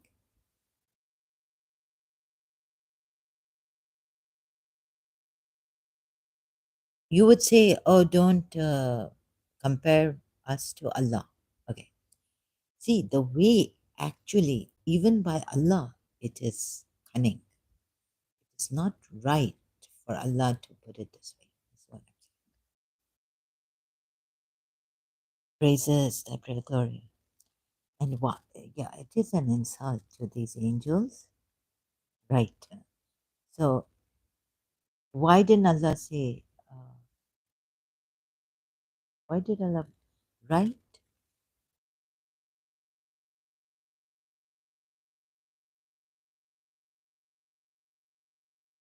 So, it's showing us that angels are not right, right? They don't know the names, they are not right. So, not knowing the names, would they be right? Christian Prince. He's got a logic also, that's sharp. Not knowing the names, would it make them incorrect? Right about what? Right about on the previous ayat, right? Are you right about this when you rebelled, when you questioned me? You questioned me. This is perhaps a soft, this is not like human beings. Okay, these are angels, and Allah is soft with them, like Allah is soft with the Holy Prophet too, I think. You said, the Surah Tahrim ayat. Why are you? Like, why are you? So here also, when the angels are telling Allah, when Allah has told them, I will create a vicegerent on earth, they said, they jumped the gun. They didn't listen. No, no, wait, angels. I will tell you why. I'm going to create a vicegerent on earth because of this, right? So that Allah would have put it to the angels so they don't question Allah. He's showing us that the angels can question him but can't disobey him. What on the earth? Somewhere angels can't disobey him, like human beings. He hasn't given so on earth. It is He who hath created for you all things on earth, moreover, it is perfect knowledge. I will create a vicegerent on earth. They said, wilt thou place therein one who will make mischief therein and shed blood?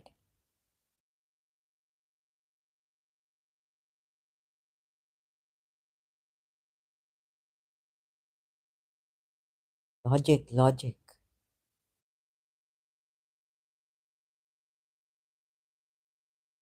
My goodness, no, come here. I'm wrong. Christian Prince is right. The way he says it here, you see, they are ignorant. Although here they show Allah that a vicegerent could, for this, the names, can Allah tell them that you are true if you are truthful? Use this word, right or wrong.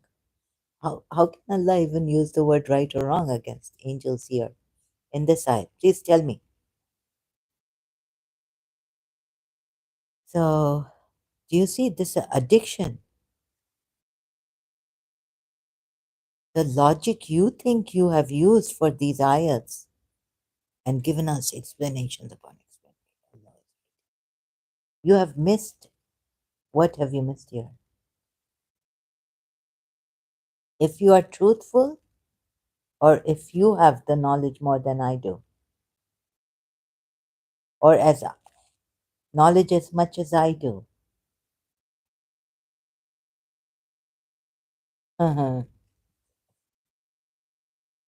So, name of these if you are truthful.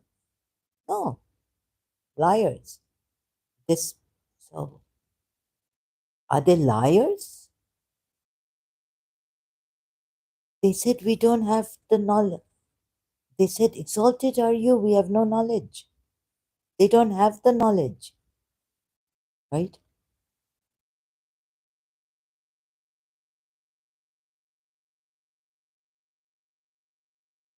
And then it's like a teacher. I'm trying, God, where have you? So I'm trying, how can I show you on this? Look, he's not saying to them that you said this, you are lying. You are not correct about this. He didn't say anything on this. The angel saying to him, questioning him, wilt thou place therein one who will make mischief therein and shed blood? Please see this. You may think that Allah is trying to make them realize that they have lied to him here also. Or, uh, what point should Allah have been consistent with the angels? Because here He said, I know what you know not. Okay. Now I'm going to tell you what you don't know, right? So he taught Adam the names, all of them. Then he displayed them to the angels. Then he said, inform me of the names if no. He shouldn't have said this. Inform me of these names if you are truthful. I got Christian Princess right. Shias are wrong. But whichever way you may come. The previous ayat, this ayat, then the next. See the next ayat. Allah should. So Christian Princess. Christian Prince is a true. Is a left Islam. I mean, sorry. He's a true this thing, showing you like he's no hidden within or this. I had cognitive dissonance. And I still have it and I can't trust anyone. So how can I expect you to trust me? So that's why I have to go like through detail. Don't trust me, right? Who I am. And you can come here and say, I'm not an ex-Muslim, but what am I showing you? See, I say I'm an ex-Muslim, but see what I'm showing you. If you're going to tell me I'm not an ex-Muslim, that means that I'm showing you against Islam, it detailed. What am I showing you here? Even Christian Prince does that in detail. Yes, we have differences. He's a genius. I'm not. All this. And but you know what, how far have I gone to show you struggled in this? Although not a genius, average person like you, took me years until examining these ayats. Then I find out, no, here, this is wrong, this is wrong. And it truly is wrong.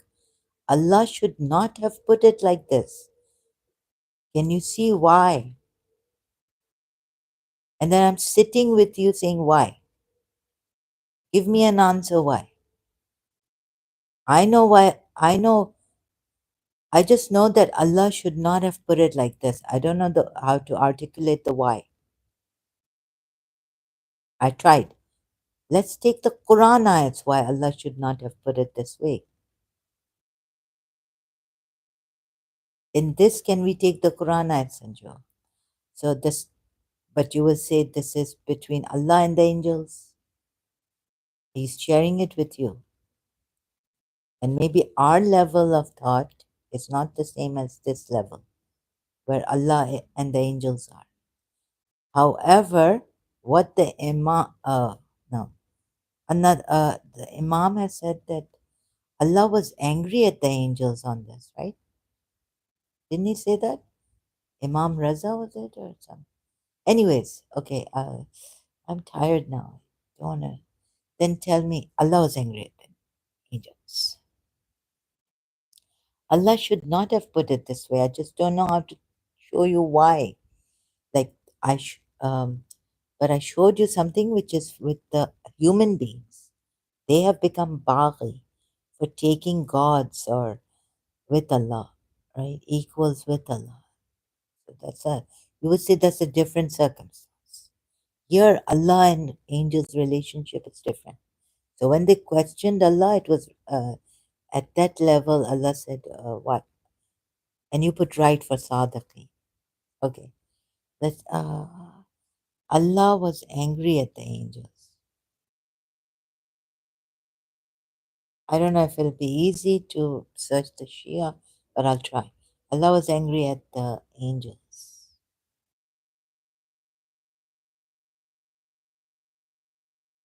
Imam Raza? Imam al-Raza. Imam Raza. I'm just saying it in an Irani or Urdu way.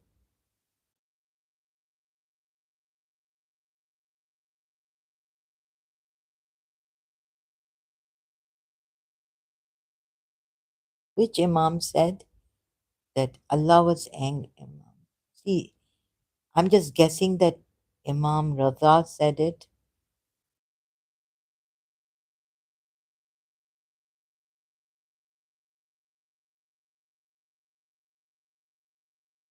This was a problem. Christian prince would remember and take you there. Muhammad Raza was a good people. So you see, waste of time here. Searching, searching.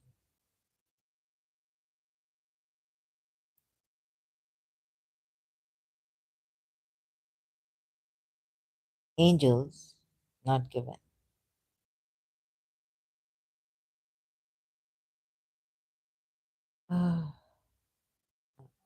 Don't know if angels are given. It'll be a waste of time now. It's very long now, and now to search at this 3 hours, 20 minutes. You see, I should take a break. It's also Saturday night tomorrow. Is I hope I don't again disturbing the neighbors though. 3 days in a row, 4 days in a row. Oh God! So even though tomorrow is a holiday, they might get disturbed. So at this time, I don't want to go and search. It's 3 hours, 21 minutes, and I'm going to. So what I can say is that look at these ayahs for yourself. See, Allah should not have said. I'll find other, maybe try to find other ayahs, because this ayat would be useless for those Muslims who say this is regarding Baghi, where Allah said, or where they have said, glory be to you, it did not behove us to take any other than you as our guardians. Could It's not about the angels, against the angels. At the level of angels, Allah is telling them, tell me the names if you are truthful, means, you could say, means right. You're truthful means right. Shias could say this, some Muslims are trying to get to help all the Muslims. Some Muslims might agree that this word means truthful. And Allah is wrong in saying, if you are truthful, rather than saying, if you know what I know, right? That would be more adequate, more proper of Allah, rather than tell them, if you are truthful, tell the angels, ask them this way, right? Inform me of the names of these if you are truthful. No, the more adequate way, proper way would have been, by Allah, inform me, and the more the sound way, soundness, adequate or proper, what other word can I use? Rational, civilized way would be, inform me of the names of these if you are, if you know,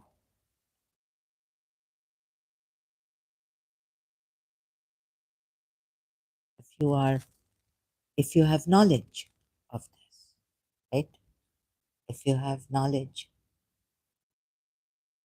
But even putting it this way would a little bit of soundness, adequacy, you know, by Allah would have definitely be there. But even then, it wouldn't be right for Allah to put it this way to the angels that had, if you had knowledge.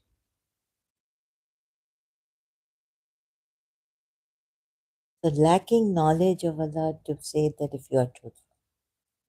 Of course, He's showing them the Sadiqeen ones of Imam Jafar Sadiq, right? Or these lights are also the truthful ones, and you are the not that truth. You are not. You are truthful. You are not truthful means you are liars. Or if you are not right, you are incorrect. Say that I haven't taught you this, right? Have I taught you the names? I did not teach you this. So how can you question me about this?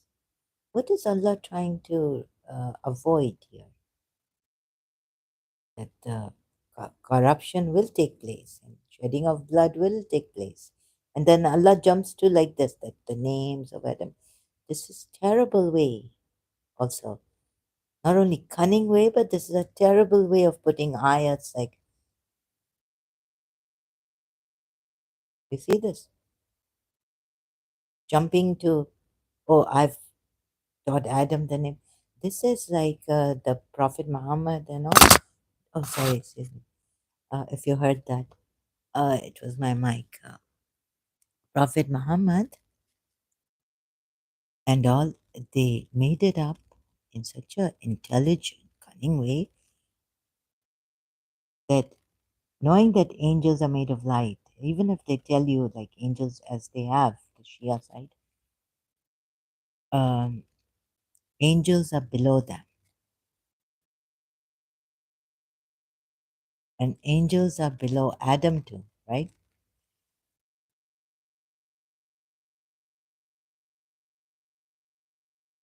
And so they, by making the angels also incorrect, wrong, not right, and they are they, and then it's very, very, oh, diabolical.